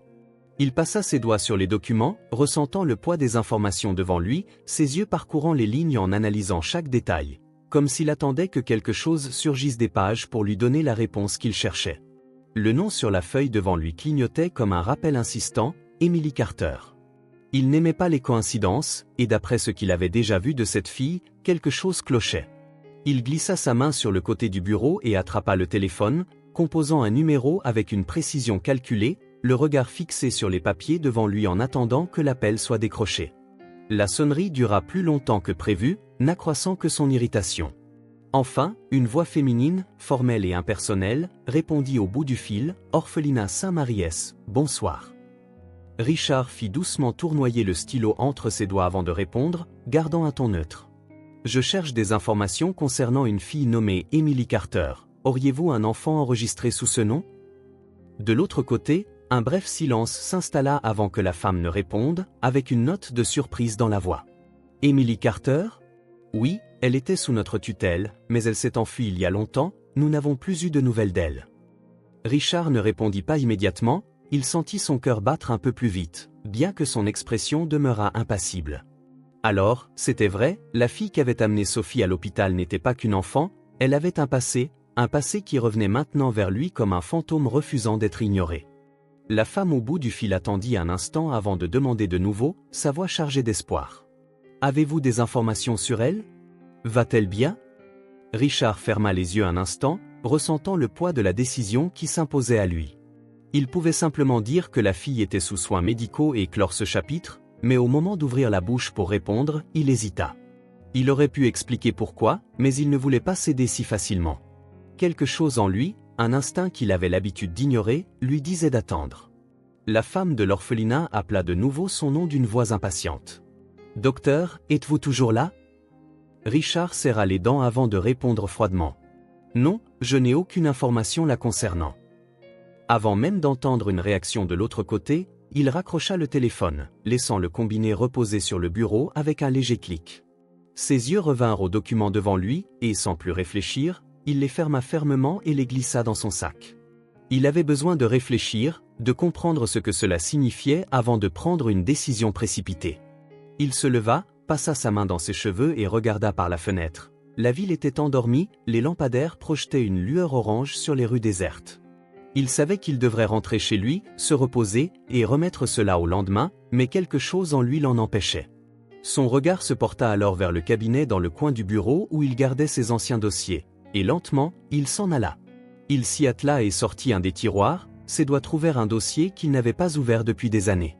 Lorsqu'il l'extraire, il sentit un frisson lui parcourir l'échine. C'était le dossier d'une affaire qu'il ne pourrait jamais oublier. Il ouvrit les pages, et dès que ses yeux rencontrèrent le nom en haut du document, il eut l'impression que le sol se dérobait sous ses pieds. C'était le nom de sa femme. Le choc le traversa, et pendant un instant, il oublia comment respirer. Son nom y était imprimé d'une manière cruelle et définitive, comme si le temps ne s'était pas écoulé, comme si ce jour se reproduisait. Son regard glissa sur les notes médicales, chaque mot ravivant un souvenir amer, l'état critique, les procédures désespérées, le moment précis où tout s'était effondré. Ses doigts agrippèrent le papier de plus en plus fort, et le poids de ce souvenir le frappa avec brutalité. Cette nuit lui revint en mémoire avec une clarté effrayante, la nuit où il perdit la seule personne qu'il aima vraiment. Il se rappela le désespoir dans les couloirs, les voix précipitées autour de lui, les mains tremblantes essayant de contenir quelque chose qui ne pouvait plus être inversé. D'abord, les moniteurs résonnèrent dans l'environnement froid, chaque bip semblant lui rappeler sa propre impuissance. Il avait essayé, Dieu sait qu'il avait essayé, mais cela n'avait pas suffi, et quand le dernier souffle s'éteignit, quand la pièce plongea dans un silence sépulcral, quelque chose en lui mourut aussi. C'est là qu'il changea. Il n'y avait ni charité, ni soins gratuits, tout n'était qu'une invention pour les autres médecins. C'est là qu'il décida qu'il ne se permettrait plus jamais de ressentir, jamais plus il ne se laisserait impliquer, car, au final, s'attacher à quelqu'un ne menait qu'à plus de douleur. Mais maintenant, Emily Carter était apparue, perdue, sans souvenir ou en faisant semblant de ne pas les avoir, une enfant qui fuyait manifestement quelque chose. Il savait que, s'il le voulait, il pouvait simplement rappeler l'orphelinat et clore cette affaire. Il pouvait s'en débarrasser avant qu'elle ne devienne un autre problème. Mais pour une raison quelconque, il ne pouvait pas bouger. Il ferma les yeux et se frotta le visage, sentant l'épuisement le rattraper enfin. Je devrais simplement suivre le mouvement, faire ce qui est juste pour l'hôpital, mais alors pourquoi diable est-ce que j'hésite ? Il remit les documents dans le meuble, refermant le tiroir d'un claquement sec, attrapa son manteau et éteignit la lumière du bureau, sortant lentement de l'hôpital. En rentrant chez lui ce soir-là, il ressentit une agitation intérieure qu'il ne pouvait expliquer. Emily Carter n'était qu'une orpheline, mais d'une manière ou d'une autre, il savait que sa présence changerait quelque chose. Pour la première fois depuis des années, il n'était plus sûr de ce que serait sa décision. Le soleil était déjà levé lorsque Richard traversa les couloirs de l'hôpital, les mains dissimulées dans les poches de sa blouse, se dirigeant vers la chambre où se trouvait Emily. Il avait peu dormi cette nuit-là, son esprit revenant sans cesse au téléphone qu'il avait raccroché sans donner d'informations à l'orphelinat. Une partie de lui savait qu'il aurait dû leur dire, mettre fin à ce problème avant qu'il ne devienne quelque chose de plus grand, mais pour une raison quelconque, il avait hésité. Là, devant la porte entr'ouverte de la chambre, il ressentit le poids de cette décision. Le silence dans l'environnement était rompu seulement par le bip rythmique des appareils médicaux et le doux souffle de l'enfant endormi. Emily paraissait si petite dans son lit, ses traits délicats encore marqués par les jours passés dans la rue. Richard resta là, simplement à l'observer. Il y avait quelque chose en elle qui le dérangeait, pas de manière négative, mais comme un puzzle qu'il ne parvenait pas à reconstituer. Il ne se rendit pas compte de combien de temps il resta là, mais soudain, les yeux d'Emily s'ouvrirent, d'abord lentement, comme encore entre le sommeil et la conscience, jusqu'à ce qu'elle remarque sa présence. Ses yeux se fixèrent sur lui, pour un bref instant, le silence devint lourd. Richard n'attendit pas qu'elle dise quoi que ce soit. Dès qu'il remarqua qu'elle était réveillée, il se tourna et quitta la pièce sans un mot. Il ne voulait pas être là, il ne voulait pas qu'elle pense qu'il manifestait une quelconque préoccupation dans son regard, mais la vérité était que quelque chose le poussait à revenir à cette porte, comme s'il avait besoin de confirmer qu'elle existait réellement. Je devrais simplement l'oublier, la remettre à l'orphelinat et passer à autre chose, mais alors pourquoi suis-je encore ici ? Peu de temps après, Sophie entra dans la chambre, un léger sourire aux lèvres, tenant un plateau de petit déjeuner. Elle s'était arrêtée dans une boulangerie en route pour l'hôpital, souhaitant apporter quelque chose qui ferait vraiment plaisir à Émilie. Ce n'était pas grand-chose, mais c'était un geste. Dès qu'elle vit que la fillette était éveillée, elle poussa un soupir de soulagement. « Tu as de la chance, aujourd'hui j'ai apporté quelque chose de spécial pour toi, des crêpes, des fruits et du jus d'orange. Je me suis dit qu'après tout ce que tu as vécu, tu méritais un vrai repas. » Émilie regarda le plateau avec hésitation un instant, mais bientôt saisit la fourchette et se mit à manger avec soin, comme si elle s'habituait encore à l'idée d'avoir suffisamment à manger et n'avait pas besoin de tout dévorer d'un coup. Sophie s'assit au chevet et observa la fillette, essayant de comprendre tout ce qui se passait derrière ses yeux calculateurs. Elle se retenait, paraissant toujours en alerte, comme si elle s'attendait à ce que tout cela lui soit retiré à tout moment. Avant qu'elle ne puisse dire quoi que ce soit d'autre, Michael apparut à la porte, frappant légèrement sur le chambranle avant d'entrer, une enveloppe à la main. « Bonjour, mesdames, j'ai une bonne nouvelle. » Il ouvrit l'enveloppe et en sortit des papiers, les feuilletant soigneusement. « Les résultats des tests sont arrivés, d'après ce que nous pouvons voir, votre santé s'améliore. Il reste encore des signes d'ancienne malnutrition, mais rien qui ne puisse être résolu avec une alimentation adéquate et un suivi médical. » Sophie sourit, ressentant un réel soulagement d'entendre qu'Émilie était sur la bonne voie de la guérison, ce qui signifiait qu'ils avaient encore du temps pour comprendre sa situation avant que l'hôpital ne prenne une décision sur son avenir. Mais dès qu'ils se tournèrent vers la fillette, ils virent que son expression n'était pas aussi calme qu'ils l'avaient espéré. Émilie baissa les yeux, repoussant avec sa fourchette les restes de nourriture sur le plateau. « Alors, est-ce que cela signifie que je peux partir maintenant ?» Sophie fronça les sourcils, surprise par la question. « Tu n'as pas à t'en faire pour cela maintenant, l'important c'est que tu ailles bien. » Mais Émilie leva les yeux vers Sophie, où pour la première fois, une émotion claire se fit jour, la peur. « Ne me laisse pas retourner d'où je viens, je ne veux pas y retourner. » Un silence s'abattit dans la pièce pendant un moment, et Sophie ressentit une oppression dans sa poitrine en entendant ces mots. Michael croisa les bras et échangea un regard avec Sophie, comme s'il tentait de comprendre ce qui se passait dans la tête de la fillette. « Si tu pouvais choisir, où aimerais-tu aller ?» Émilie hésita, puis secoua lentement la tête. « Je ne sais pas, je sais juste que je ne veux pas retourner. » Sophie se mordit la lèvre, sentant une frustration monter en elle. Émilie cachait quelque chose, elle en était certaine, mais forcer les choses ne servirait à rien. La fillette ne parlerait que lorsqu'elle serait prête. « Tu es en sécurité ici, Émilie, nous ne t'enverrons nulle part sans être sûr que tu iras bien. » Émilie hocha la tête, mais Sophie voyait toujours la tension dans ses épaules, comme si elle ne croyait pas totalement à cette promesse. Et peut-être, compte tenu de ce que Sophie savait déjà du traitement réservé aux enfants sans famille, Émilie avait raison de se méfier. Peut-être que ce qu'elle redoutait le plus était justement d'être renvoyée dans un endroit où personne ne prenait soin d'elle. Avant qu'il ne puisse poursuivre la conversation, l'alarme d'urgence retentit dans les couloirs de l'hôpital, forte et insistante.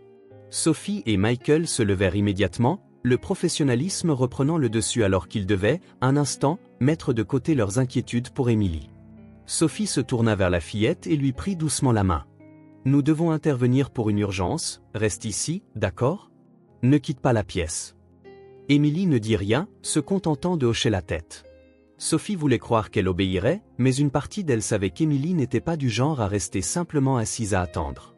Elle jeta un dernier regard à la fillette avant de se précipiter dans le couloir, suivant Michael vers l'urgence. Cela ne pouvait être qu'un autre cas de routine, mais pour une raison quelconque, elle sentait que quelque chose était sur le point de changer, et elle ne savait pas si elle était prête pour cela.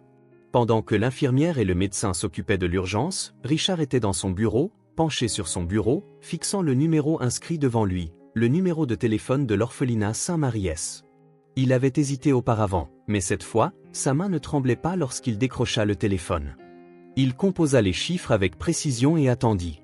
Le téléphone sonna seulement 2 fois avant que la voix de la directrice ne réponde, polie mais directe. « Orphelinat Saint-Marie-S, bon après-midi. » Richard se renversa dans sa chaise, les yeux fixés sur le mur devant lui.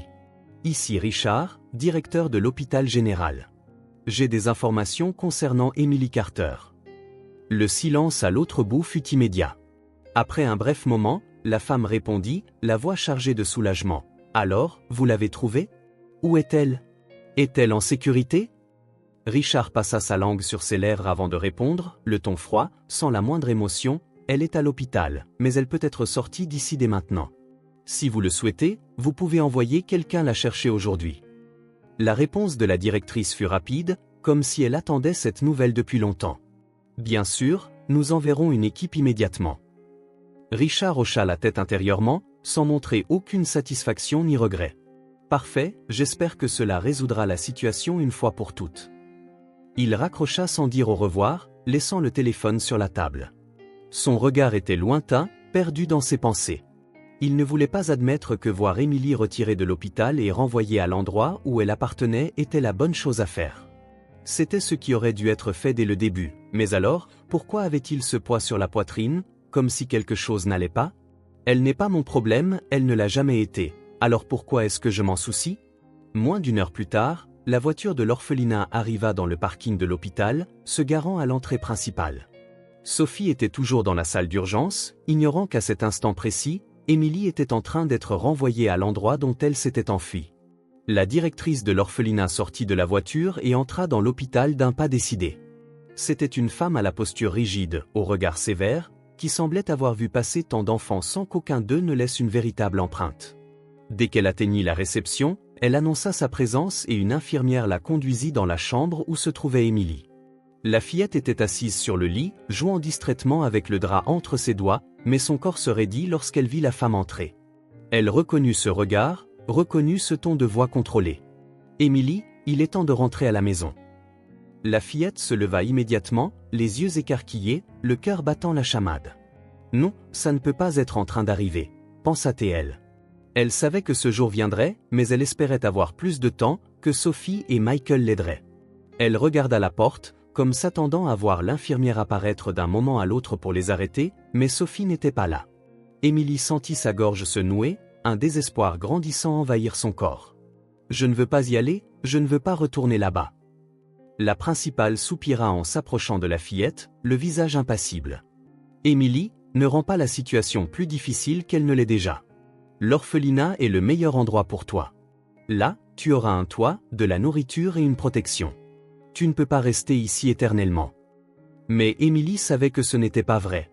L'orphelinat n'était pas un foyer, ce n'était pas un lieu sûr, c'était juste un espace où elle existait, sans que personne ne se soucie vraiment d'elle, sans que quiconque la voie comme autre chose qu'un nom sur une liste. Elle recula, le corps tremblant, mais la principale fit signe au personnel qui l'accompagnait, et avant qu'elle ne puisse réagir, 2 mains fermes s'emparèrent de ses bras.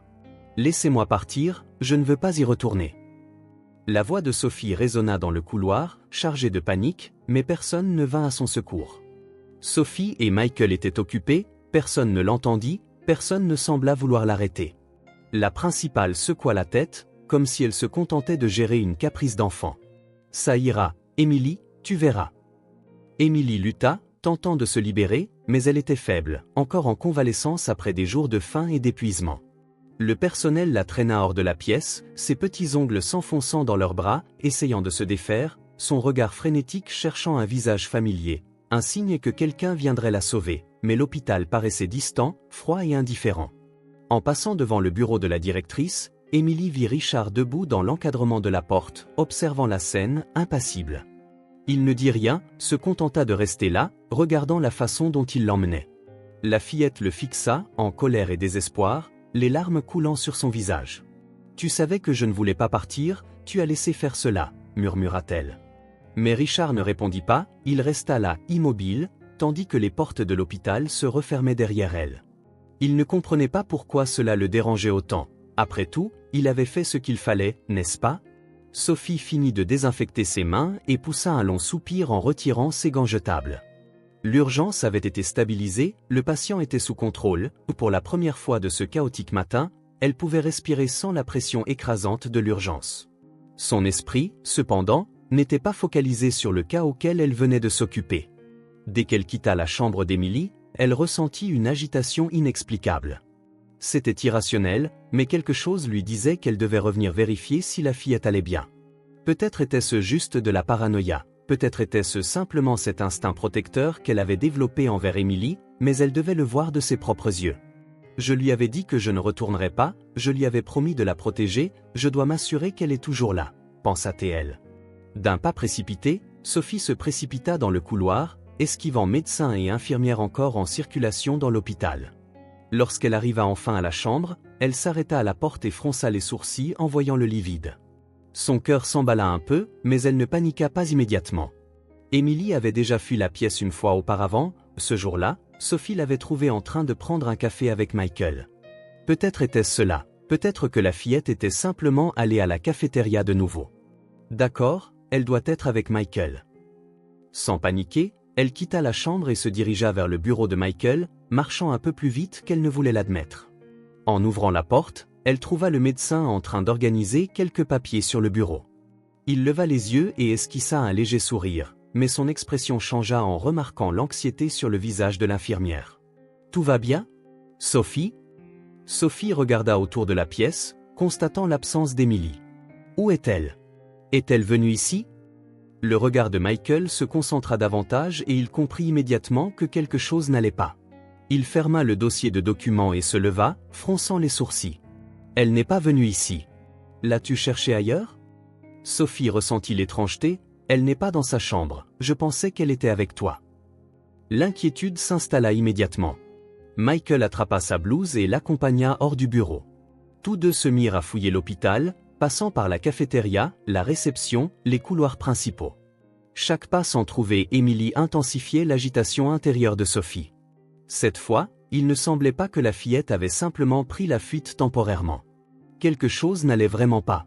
Sophie prit une profonde inspiration, essayant de rester calme, mais un sentiment d'appréhension commença à envahir sa poitrine.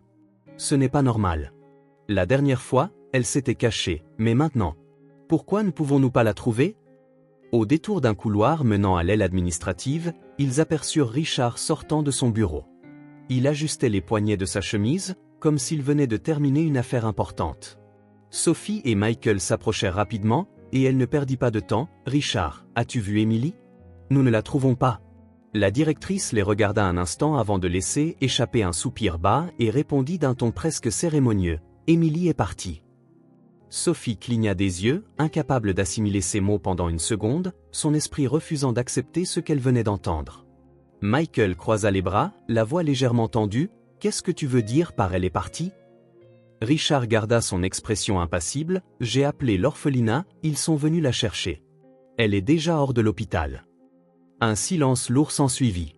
Sophie sentit un frisson monter le long de son échine, une vague de choc l'envahir soudainement. Émilie avait supplié de ne pas retourner d'où elle venait, elle avait dit en des termes clairs qu'elle ne voulait pas y retourner, et maintenant, Richard l'avait tout simplement laissée partir, comme si elle n'était qu'un fardeau. « Tu savais que je ne voulais pas partir, tu as laissé cela arriver. » La voix de Sophie se fit plus forte qu'elle ne l'avait prévu, ses yeux brillants de colère. Michael posa une main légère sur son épaule, tentant de l'empêcher d'exploser complètement, mais Sophie était au bord de perdre le contrôle. Elle a dit qu'elle ne voulait pas y retourner, elle a supplié de ne pas y retourner. Comment as-tu pu lui faire ça? Richard garda une posture rigide, mais quelque chose dans son regard paraissait plus distant, comme s'il y avait une hésitation cachée derrière sa froideur. L'orphelinat est l'endroit où elle appartient. C'est l'endroit d'où elle s'est enfuie, maintenant elle est sous surveillance. Sophie sentit la frustration monter, son esprit tournant à mesure qu'elle tentait de comprendre ce qui venait de se passer. Sous surveillance? Tu veux dire que non seulement il l'a renvoyée, mais qu'il l'isole aussi? Cela n'a aucun sens. Est-ce que Richard veut se débarrasser de la fillette si vite? Tu veux que nous tournions la page, comme si elle n'avait jamais existé? Est-ce vraiment ce que tu veux? Richard ne répondit pas immédiatement. Il se contenta d'ajuster de nouveau les poignets de sa chemise avant de déclarer, sans émotion, « Oui, continuez votre travail. Émilie n'est plus un problème pour l'hôpital. » Sans attendre un mot de plus, il se tourna et s'éloigna, laissant Sophie debout au milieu du couloir, comme si le sol venait de se dérober sous ses pieds. Émilie était partie, et cette fois, elle ne savait pas comment la sauver. Je lui avais promis de la protéger, et j'ai échoué. Michael resta silencieux à côté d'elle un moment, puis posa sa main sur son épaule, d'une voix basse mais pleine de sens. « Nous n'avons pas encore échoué, pas encore. » Tu pensais vraiment qu'elle pourrait disparaître pour toujours? La principale croisa les bras, la posture rigide et impassible. Tu t'es enfui et tu n'as donné aucun signe, des années ont passé et devine quoi? Personne n'est venu te chercher. Tu sais pourquoi? Parce que tu n'étais qu'une parmi tant d'enfants qui sont passés par cet endroit. Tu n'as jamais été spécial. Émilie ferma les yeux, tentant d'ignorer la voix qui la transperçait comme des lames. Elle savait déjà que c'était vrai, mais l'entendre à voix haute rendait tout encore pire. Si j'avais vraiment disparu, rien n'aurait changé pour eux. Je ne suis qu'un numéro, une enfant parmi tant d'autres, sans personne. La principale ricana, secouant la tête. Bien sûr, on ne peut pas disparaître sans causer de problème, n'est-ce pas?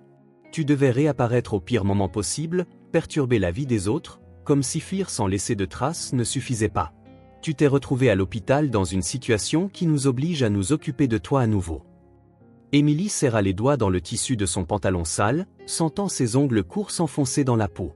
Je n'ai jamais demandé à revenir, je n'ai jamais demandé à être retrouvée, je voulais juste rester à l'abri, au moins là, il y avait de bonnes personnes. Le rire sec et bref de la principale fit frissonner Émilie. Ah oui, l'abri dont tu parlais toujours, comme s'il s'agissait d'un paradis, comme si un endroit décrépit et en ruine valait mieux que l'orphelinat. Mais ne t'inquiète pas, Émilie, je veillerai à ce que tu ne t'enfuis plus cette fois. Émilie finit par la regarder, ses yeux brûlants de colère. Tu peux verrouiller les portes, doubler la sécurité, m'observer en permanence, mais rien de tout cela ne changera la réalité de cet endroit. Et peu importe ce que tu feras, il ne sera jamais un foyer. La voiture finit par emprunter la route étroite et pénétra par la grille de fer de l'orphelinat.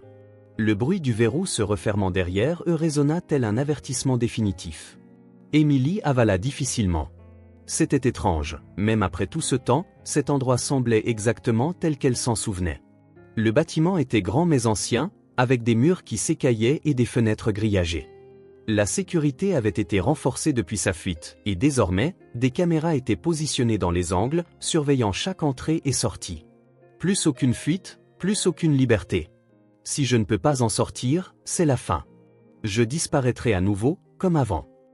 Dès que la voiture s'arrêta, la principale ouvrit la portière et sortit en premier, sans même regarder Émilie.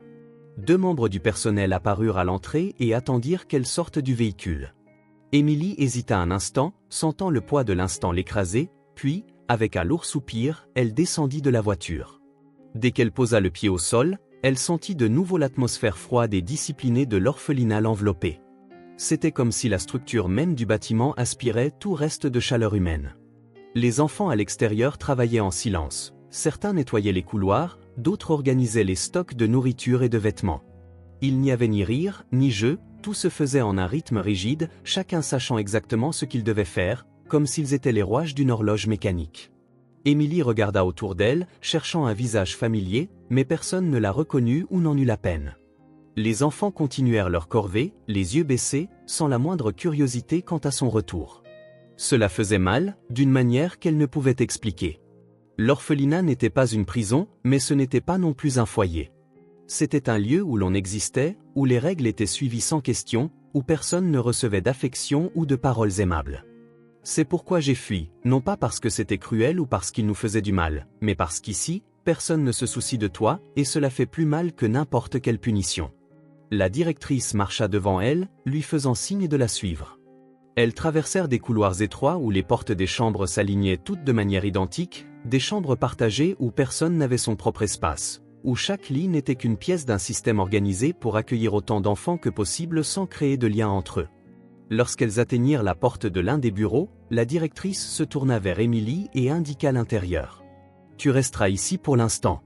Tes activités reprendront demain.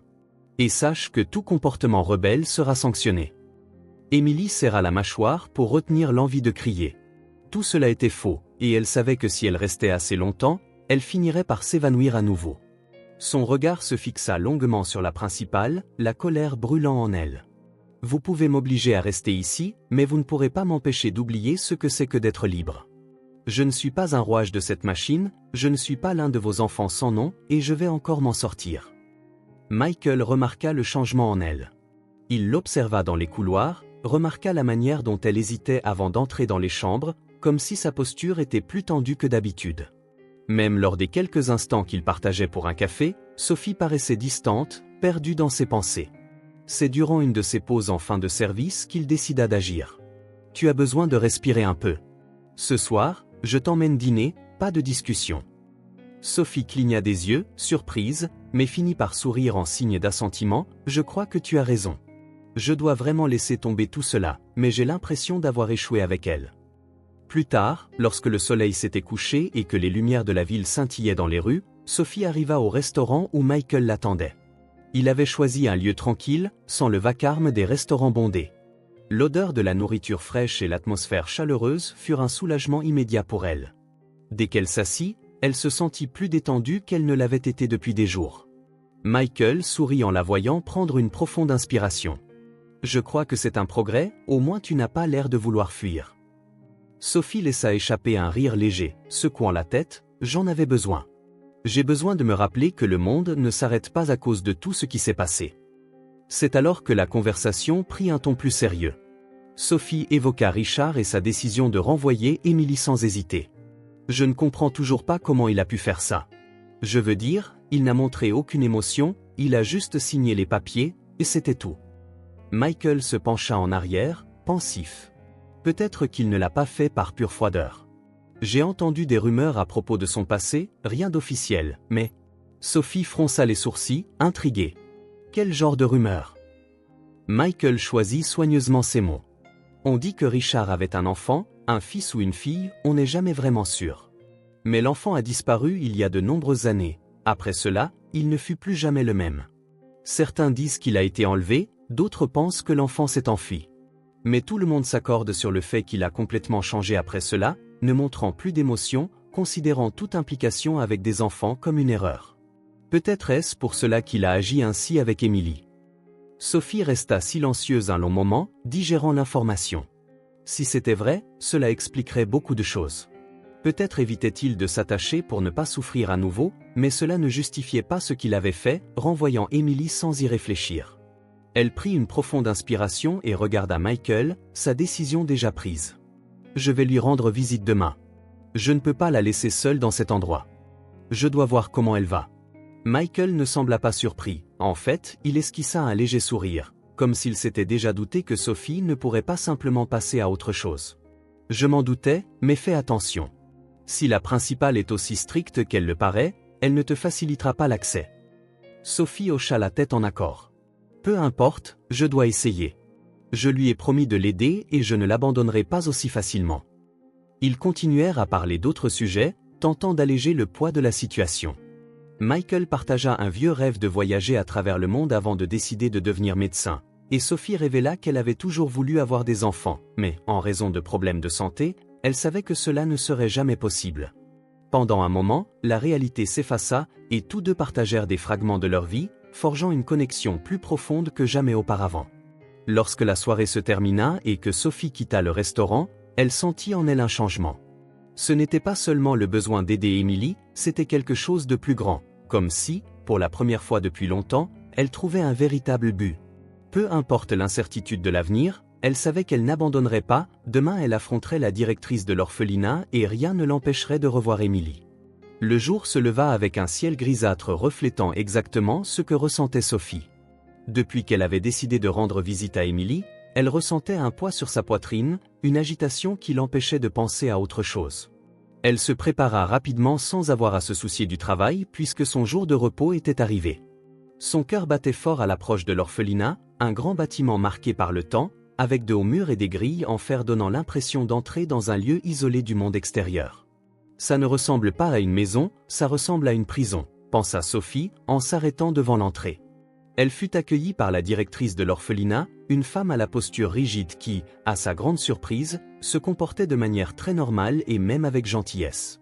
Le sourire discret et formel n'était pas hostile mais n'était pas non plus chaleureux.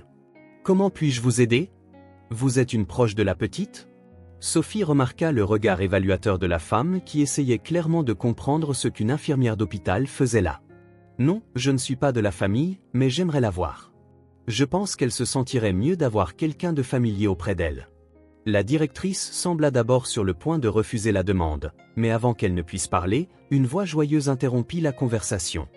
Émilie apparut dans le couloir, les yeux s'illuminant à la vue de Sophie.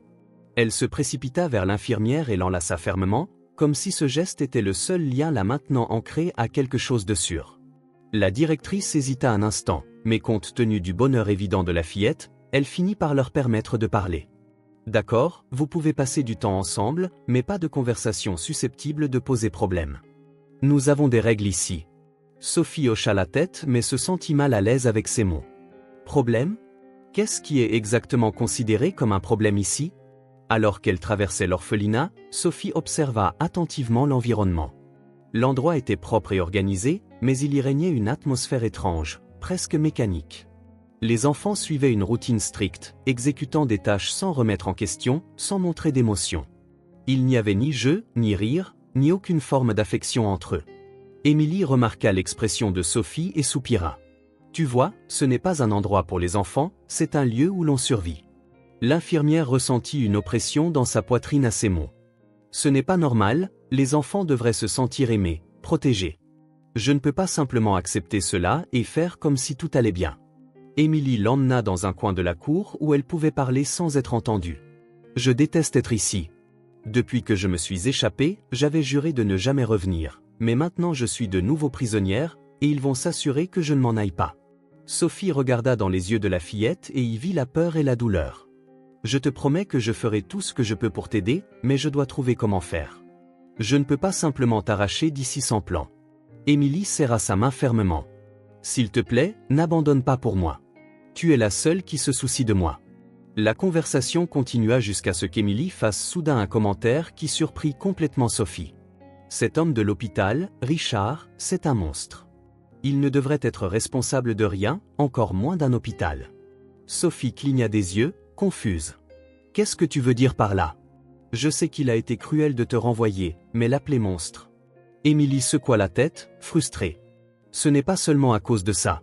Il ne se soucie de personne, il ne pense qu'à lui-même.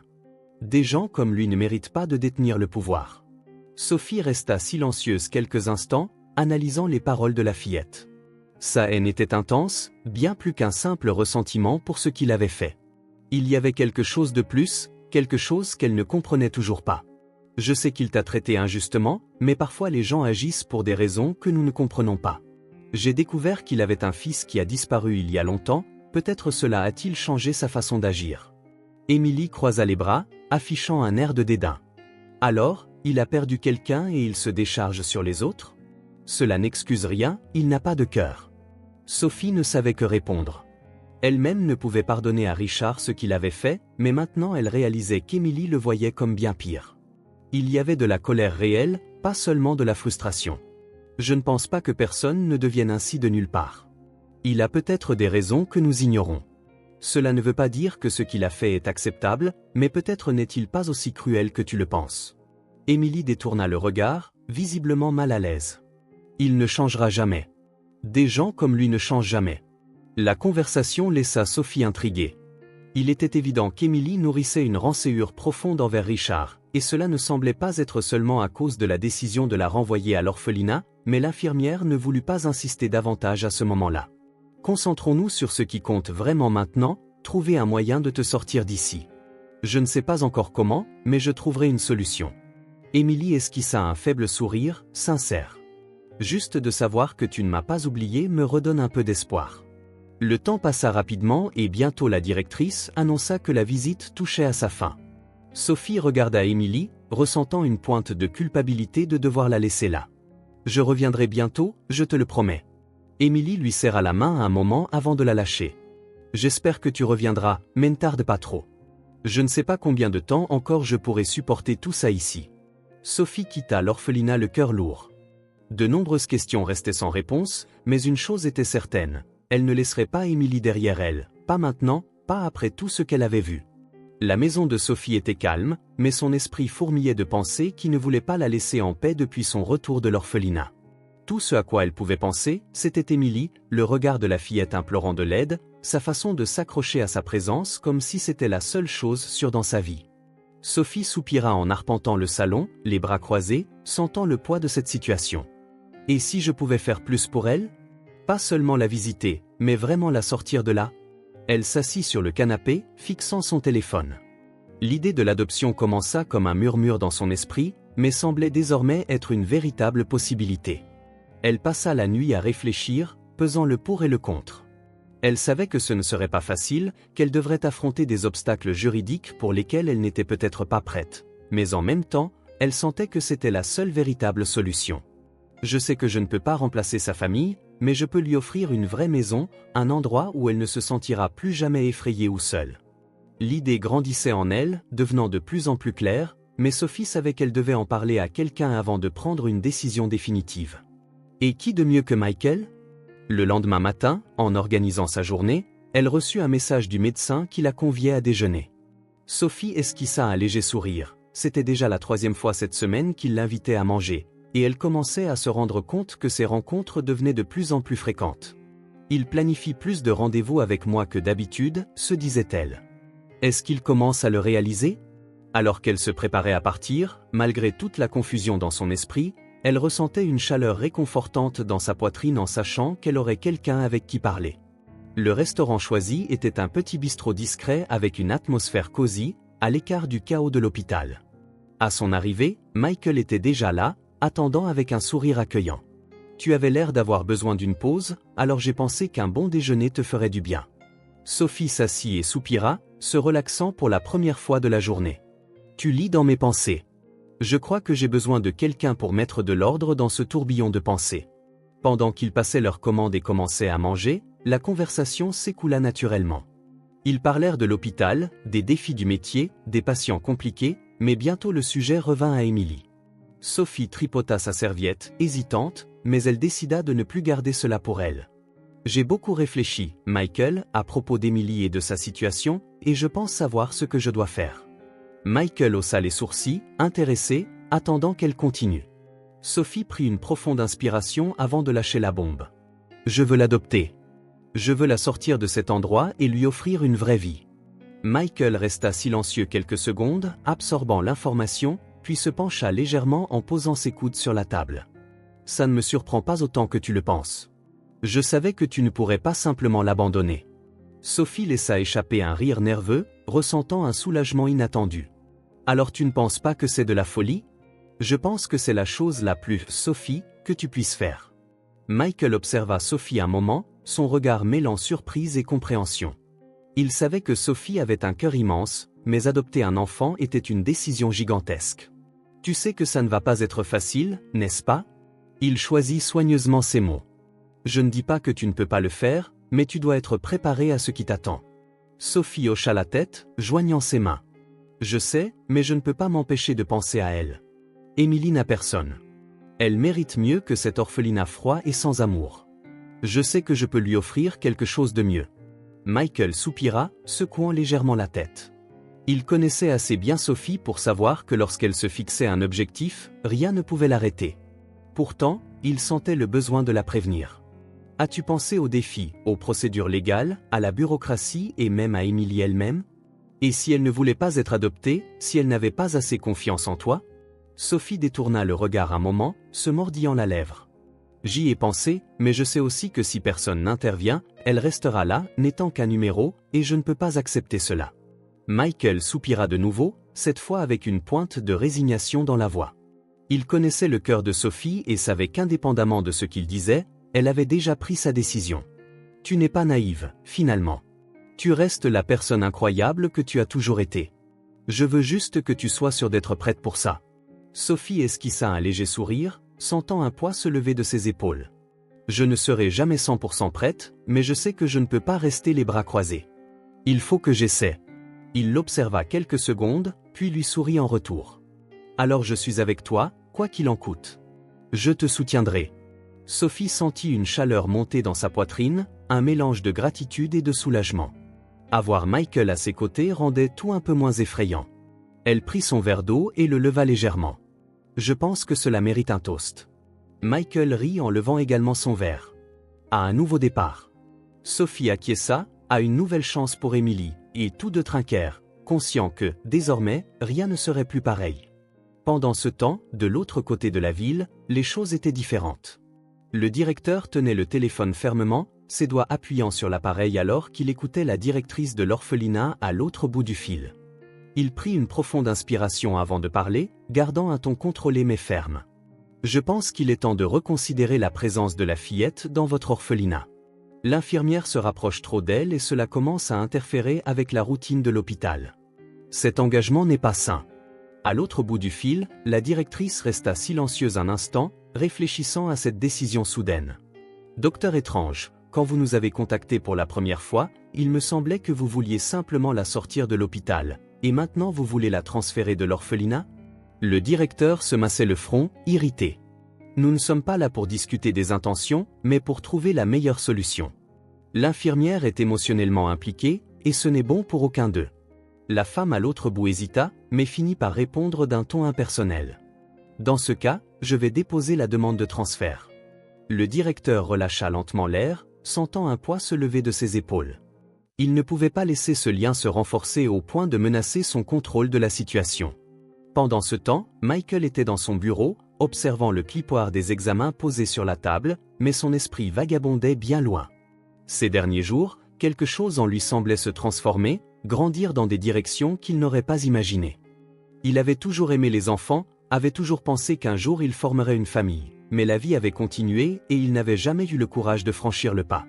Maintenant, voyant Sophie lutter pour Emily, voyant le lien qui se formait entre elles, il se demandait s'il pourrait aussi en faire partie, si, d'une certaine manière, il avait trouvé quelque chose qu'il ne savait même pas qu'il cherchait. Il passa sa main sur son visage, sentant le poids de cette pensée. « Je n'y avais jamais vraiment pensé, mais est-ce que je le veux? Est-ce que je veux faire partie de cette adoption ?» L'idée était intense, presque effrayante, mais en même temps étrangement juste. Il se renversa dans sa chaise, regardant le plafond, quand une pensée inconfortable le frappa de plein fouet. Et si ce que je ressens n'était pas seulement pour Emily? Et si, au fond, je commençais à me rapprocher de Sophie d'une manière que je n'avais jamais réalisée auparavant? Il tenta de repousser l'idée, mais il était impossible d'ignorer à quel point il aimait être près d'elle, combien elle lui manquait quand ils n'étaient pas ensemble, combien il tenait à elle plus qu'il ne le devrait. Il ferma les yeux un instant. Ça dépasse l'amitié, n'est-ce pas? C'est déjà au-delà du simple souci. C'était une réalisation inattendue mais inévitable. De l'autre côté de la ville, Sophie terminait de plier les vêtements propres qu'elle avait mis de côté avant d'aller travailler. Ses pensées étaient troublées et elle se surprit à sourire toute seule en se remémorant le déjeuner avec Michael.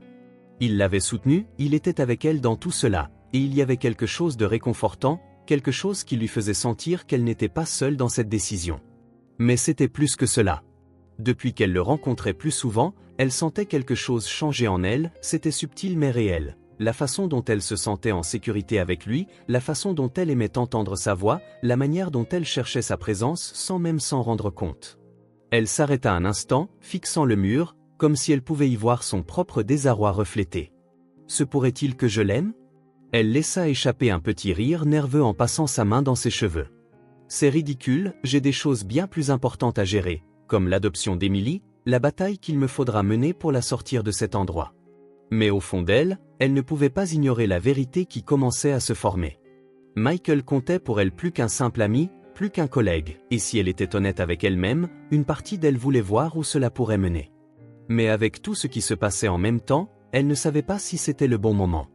Le téléphone de Sophie vibra sur la table, la ramenant à la réalité. C'était un message de Michael lui demandant comment elle se sentait après leur conversation à déjeuner. Elle prit son téléphone, hésita un instant avant de répondre. « Je vais bien, j'ai encore beaucoup de choses en tête, mais je suis déterminée. » Elle se mordit la lèvre avant de taper une dernière ligne. « Merci d'être là pour moi. » Elle envoya le message avant de pouvoir le regretter. De l'autre côté, Michael sourit en lisant le message, quelque chose en lui disait que ce n'était que le début, que bientôt tout changerait. La directrice de l'orphelinat était dans son bureau, organisant les dossiers des enfants sous sa garde, quand le bruit caractéristique d'un email entrant interrompit sa concentration. Elle fronça les sourcils en voyant l'expéditeur, l'hôpital.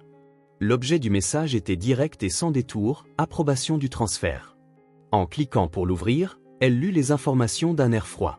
La demande avait été traitée plus rapidement qu'elle ne l'aurait imaginé et le transfert de la fillette avait déjà été approuvé. Il ne restait plus qu'à définir les détails de la date et de la nouvelle destination.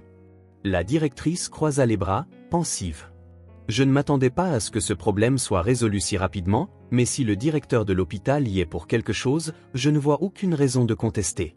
S'il veut que cette fille disparaisse, il doit avoir ses raisons, pensa-t-elle, inconsciente que cette décision aurait des conséquences bien plus importantes que ce qu'elle imaginait. Pendant ce temps, Sophie et Michael passaient plus de temps ensemble, et ce lien qui paraissait d'abord purement professionnel commença à se renforcer de manière inattendue. Au début, Sophie pensait que ce n'était que la tension de la situation, le poids de la responsabilité de s'occuper d'Emily, mais à chaque conversation, chaque regard échangé, elle réalisait que quelque chose allait au-delà de ce qu'elle voulait admettre. Michael, pour sa part, ne cherchait plus à se cacher ce qu'il ressentait. Après ce déjeuner où Sophie avait révélé son intention d'adopter Emily, il avait compris qu'il ne voulait pas seulement la soutenir, il voulait être impliqué dans cette décision, il voulait en faire partie. Ce soir-là, alors qu'ils marchaient ensemble vers le parking de l'hôpital, il rassembla son courage et dit : « Sophie, j'ai beaucoup réfléchi à tout ça, à propos d'Emily, de toi, de nous. Je veux être avec toi dans cette aventure. Je veux aider à mener cette adoption. Je veux que nous le fassions ensemble. » Sophie cessa de le regarder un instant, cherchant à comprendre s'il réalisait vraiment le poids de ses mots. « Michael, es-tu sûr que ce n'est pas juste une idée passagère ?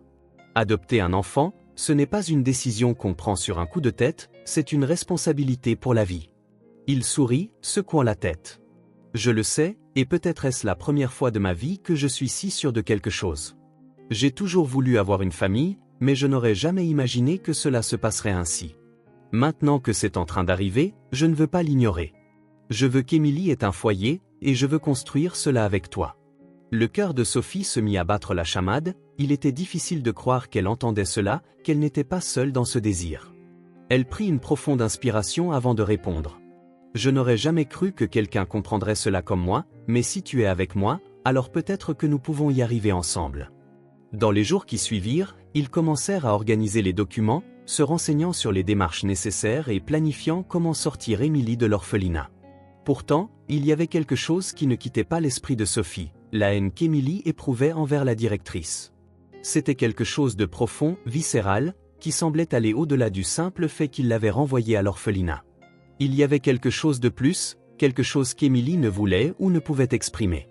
Alors qu'elle passait en revue des documents à l'hôpital, Sophie décida de chercher quelque chose qui relierait la directrice à la fillette. Elle fouilla dans les dossiers administratifs, les archives des patients, n'importe quelle piste pour comprendre, jusqu'à ce qu'elle trouve un nom répété dans de très vieux dossiers. Emily avait déjà été admise à l'hôpital, et le plus étrange, le nom de la personne en charge de son dossier y figurait, la directrice. Le sang de Sophie se glaça. Qu'est-ce que cela signifie ? Pourquoi ne m'en avait-il jamais parlé ? Le cœur battant, elle prit son téléphone et appela Michael. « J'ai besoin que tu viennes ici immédiatement. Je pense que je viens de découvrir quelque chose de très important. » Quelques minutes plus tard, Michael se précipita dans la pièce, voyant l'expression inquiète de Sophie. « Qu'est-ce qui se passe ?» Elle fit pivoter le moniteur pour qu'il voie que, des années auparavant, Emily avait déjà été admise ici, et devine qui était en charge de son dossier. Michael se pencha pour mieux lire et écarquilla les yeux en voyant le nom de la directrice à côté de l'historique médical de la fillette. Ça ne peut pas être une coïncidence, Sophie. S'il était impliqué dans son passé, cela expliquerait pourquoi il tient tant à la faire partir. Mais qu'est-ce qui a pu se passer ? La seule façon de le savoir serait de le confronter, mais d'abord, il nous faut quelque chose de plus solide. Sophie et Michael continuèrent leurs recherches, et après quelques fouilles, ils trouvèrent de vieux dossiers. C'est là qu'arriva la révélation qui les fit retenir leur souffle. Un acte de naissance indiquait qu'Emily était sa fille. Le choc fut immédiat. Sophie repoussa sa chaise, se couvrant la bouche de la main, tentant d'assimiler cela. « Mike ?» Ce dernier se passa la main dans les cheveux, tout aussi stupéfait. « C'est sa fille, depuis tout ce temps, et il n'a jamais rien dit. » Sophie ressentit un mélange de colère et d'incrédulité. Cela expliquait son comportement, sa haine, sa colère. Mais qu'avait-il fait pour que Emily le déteste à ce point ? La réponse apparut dans un autre document, un dossier hospitalier encore plus ancien. Un cas d'urgence, des années auparavant, où la mère d'Emily était décédée à l'hôpital. Et, une fois de plus, le nom de la directrice apparaissait dans le rapport. Sophie avala difficilement. Et il n'a pas su traiter sa mère, et c'était sa première perte. C'est après cela qu'il s'est refermé. Après cela, il a changé. Michael ferma les yeux un instant, sentant un poids s'abattre sur lui. Mon Dieu, non seulement il a perdu une patiente, mais il a perdu la femme qu'il aimait, et, pour une raison ou pour une autre, il n'a pas voulu, ou n'a pas pu, s'occuper de sa propre fille. Avant qu'il ne puisse quitter la pièce, la porte s'ouvrit soudainement et la directrice entra. Elle ferma la porte derrière elle et les fixa du regard, comme si elle savait déjà exactement ce qui allait se passer. Il y avait quelque chose de différent en elle, une sorte de résignation, comme si elle avait passé les dernières heures à se préparer à cet inévitable moment. Le silence pesa dans la pièce quelques secondes avant qu'elle ne parle enfin. « Vous le savez déjà, n'est-ce pas? Vous savez qu'Émilie est ma fille. » La phrase tomba sans détour, sans déguisement, sans la moindre tentative de déni. Sophie serra les poings à ses côtés, retenant l'envie de crier. « Oui, nous le savons. Nous savons que tu l'as abandonnée, que tu l'as laissée dans cet orphelinat sans jamais te retourner. Nous savons que tu as passé des années à faire semblant qu'elle n'existait pas. » La directrice soupira, fermant les yeux un instant avant de reprendre face à eux. « Je savais qu'à un moment donné, cela finirait par arriver, qu'un jour quelqu'un creuserait assez profondément pour découvrir la vérité, et je savais aussi que je n'aurais aucune justification à donner. » Michael croisa les bras, le regard dur. « Alors, pourquoi l'as-tu fait? Pourquoi as-tu laissé ta propre fille grandir seule, en croyant que personne ne voulait d'elle ?» La directrice hésita un moment, comme pour rassembler le courage de prononcer les mots qu'elle avait tant évités pendant des années. « Parce que j'ai échoué. Parce que ma femme est morte dans mes bras et que je n'ai pas pu la sauver. J'ai passé toute ma vie en tant que médecin à sauver des vies, et quand cela comptait le plus, quand c'était la personne que j'aimais le plus, j'ai échoué. » Le silence dans la pièce devint étouffant. Sophie sentit une boule se former dans sa gorge, mais elle ne laissa pas la compassion prendre le dessus sur sa colère. « Et tu as décidé qu'à cause de cela, tu ne méritais pas ta fille? Qu'elle devait payer pour ton échec ?» La directrice baissa la tête, sa voix rauque. « Au début, j'ai essayé. J'ai essayé de m'occuper d'elle, d'être un bon père, mais chaque fois que je la regardais, je voyais ma femme, et la culpabilité me rongeait. J'ai commencé à m'éloigner, à me convaincre qu'elle serait mieux sans moi, qu'une autre famille pourrait lui offrir ce que je ne pouvais pas. Alors je l'ai laissée à l'orphelinat. Au début, j'aidais, j'envoyais de l'argent, des jouets, tout ce que je pouvais pour qu'elle ne souffre pas, mais avec le temps, j'ai arrêté. J'ai arrêté parce que la culpabilité était insupportable, et l'ignorer me paraissait plus facile. » Sophie ferma les yeux un moment, essayant de contenir le tourbillon d'émotions qui explosait en elle. « C'est pour cela qu'Émilie ne t'a jamais parlé à l'hôpital, parce qu'elle savait qui tu étais, parce que tu étais toujours présent de loin, mais jamais vraiment là. » La directrice hocha la tête, la voix brisée. Elle savait dès son plus jeune âge que j'étais l'homme qui l'avait abandonnée, et pourtant elle ne m'a jamais confronté, car pour elle, je n'étais qu'un étranger. Michael prit une profonde inspiration, essayant de contenir sa colère. « Et qu'as-tu l'intention de faire maintenant? Tu vas continuer à faire semblant que rien ne s'est passé ?» La directrice les regarda, le regard chargé de remords. « Non, je démissionne. Je quitte mes fonctions. Je ne mérite plus de rester ici, je ne mérite pas d'exercer la médecine si je n'ai pas su prendre soin de ma propre fille. » Sophie sentit une oppression dans sa poitrine, mais la colère dominait encore sa voix. « Et que penses-tu qu'il adviendra d'Émilie maintenant? Crois-tu que démissionner résout tout? Que s'éloigner à nouveau est la solution? » La directrice, le visage empreint de douleur, répondit. « Non, mais c'est la seule chose que je puisse faire. Il n'y a rien que je puisse dire ou faire pour changer ce que j'ai fait. » L'infirmière fit un pas en avant, la voix ferme. « Je vais l'adopter. Je vais sortir Émilie de ce système. Je vais lui offrir la famille qu'elle aurait dû avoir depuis le début. » La directrice la regarda longuement, puis hocha la tête. « Prends soin d'elle comme je n'ai jamais pu le faire. » Les jours qui suivirent furent un tourbillon de démarches administratives et de décisions importantes. L'infirmière et le médecin lancèrent immédiatement la procédure d'adoption, rassemblant tous les documents nécessaires, affrontant des entrevues interminables et les procédures habituelles. On informa Sophie de la décision, bien qu'elle ne le montrait pas ouvertement, elle pouvait voir dans l'éclat des yeux d'Émilie que celle-ci le désirait autant qu'elle. Lorsque le transfert vers un autre orphelinat fut officiellement annulé, la jeune fille put enfin pousser un soupir de soulagement. « Je ne devrais pas aller ailleurs, n'est-ce pas ?» demanda Émilie doucement. Sophie lui serra la main. « Non, ma chérie, tu vas avoir un foyer. » Les adieux avec l'ancienne directrice furent silencieux. Elle emballa ses affaires et quitta l'hôpital sans cérémonie. Avant de partir, elle laissa une enveloppe pour Sophie et Michael, contenant une lettre manuscrite dans laquelle elle les remerciait de donner à Émilie ce qu'elle n'avait jamais pu lui offrir. À la fin, une seule phrase. « Prenez soin d'elle et soyez meilleur que moi. Pendant ce temps, l'hôpital traversait ses propres changements. Avec le départ de la directrice, il fallait désigner un nouveau responsable, et le nom de Michael fut proposé. Au début, il hésita, incertain de vouloir assumer une responsabilité si grande, mais Sophie l'encouragea. « Tu es exactement le genre de personne dont cet hôpital a besoin, quelqu'un qui se soucie réellement des patients, qui ne voit pas des chiffres mais des personnes. Tu peux faire la différence. » Michael accepta le défi, prenant la direction avec la promesse de transformer l'hôpital en un lieu meilleur. 3 mois s'étaient écoulés. L'après-midi était paisible et la maison d'Emily, qui semblait autrefois trop grande, était désormais pleine de vie. Emily était assise sur le sol du salon, étalant ses dessins sur le tapis, tandis que Sophie rangeait quelques boîtes contenant du nouveau matériel artistique qu'elles avaient acheté pour elle. Michael observait la scène depuis le canapé, souriant de voir à quel point la fillette était détendue, comme si elle avait toujours appartenu à cet endroit. L'odeur des biscuits fraîchement sortis du four flottait dans l'air, créant une atmosphère de confort que tout le monde avait appris à apprécier. « Tu crois que ça fait déjà 3 mois ?» commenta Sophie en replaçant une mèche de cheveux derrière son oreille. Emily lui répondit avec un sourire malicieux, griffonnant quelque chose sur une feuille avant de répondre. « Je crois bien, mais parfois, on a l'impression que ça a toujours été comme ça. » De l'autre côté de la rue, Richard observait depuis l'intérieur de sa voiture, la main posée sur le volant, sans aucune intention de partir. 3 mois s'étaient écoulés, et il n'avait toujours pas eu le courage d'aborder le sujet. Le sentiment de culpabilité était encore un lourd fardeau, mais il y avait une étrange forme de soulagement à la voir si heureuse, à la voir en sécurité, avec une famille. Il savait que Sophie et Michael prenaient soin d'elle et que ça devrait suffire. Pourtant, une partie de lui se demandait si elle lui pardonnerait un jour. Emily, au fond d'elle, tenait un de ses dessins et se tut un moment. « J'aurais aimé mieux connaître mon père, » dit-elle sans regarder directement Sophie, mais je pense que, pour l'instant, c'est mieux ainsi. Peut-être qu'un jour il changera et que nous pourrons parler, mais pour l'instant, j'ai besoin de distance.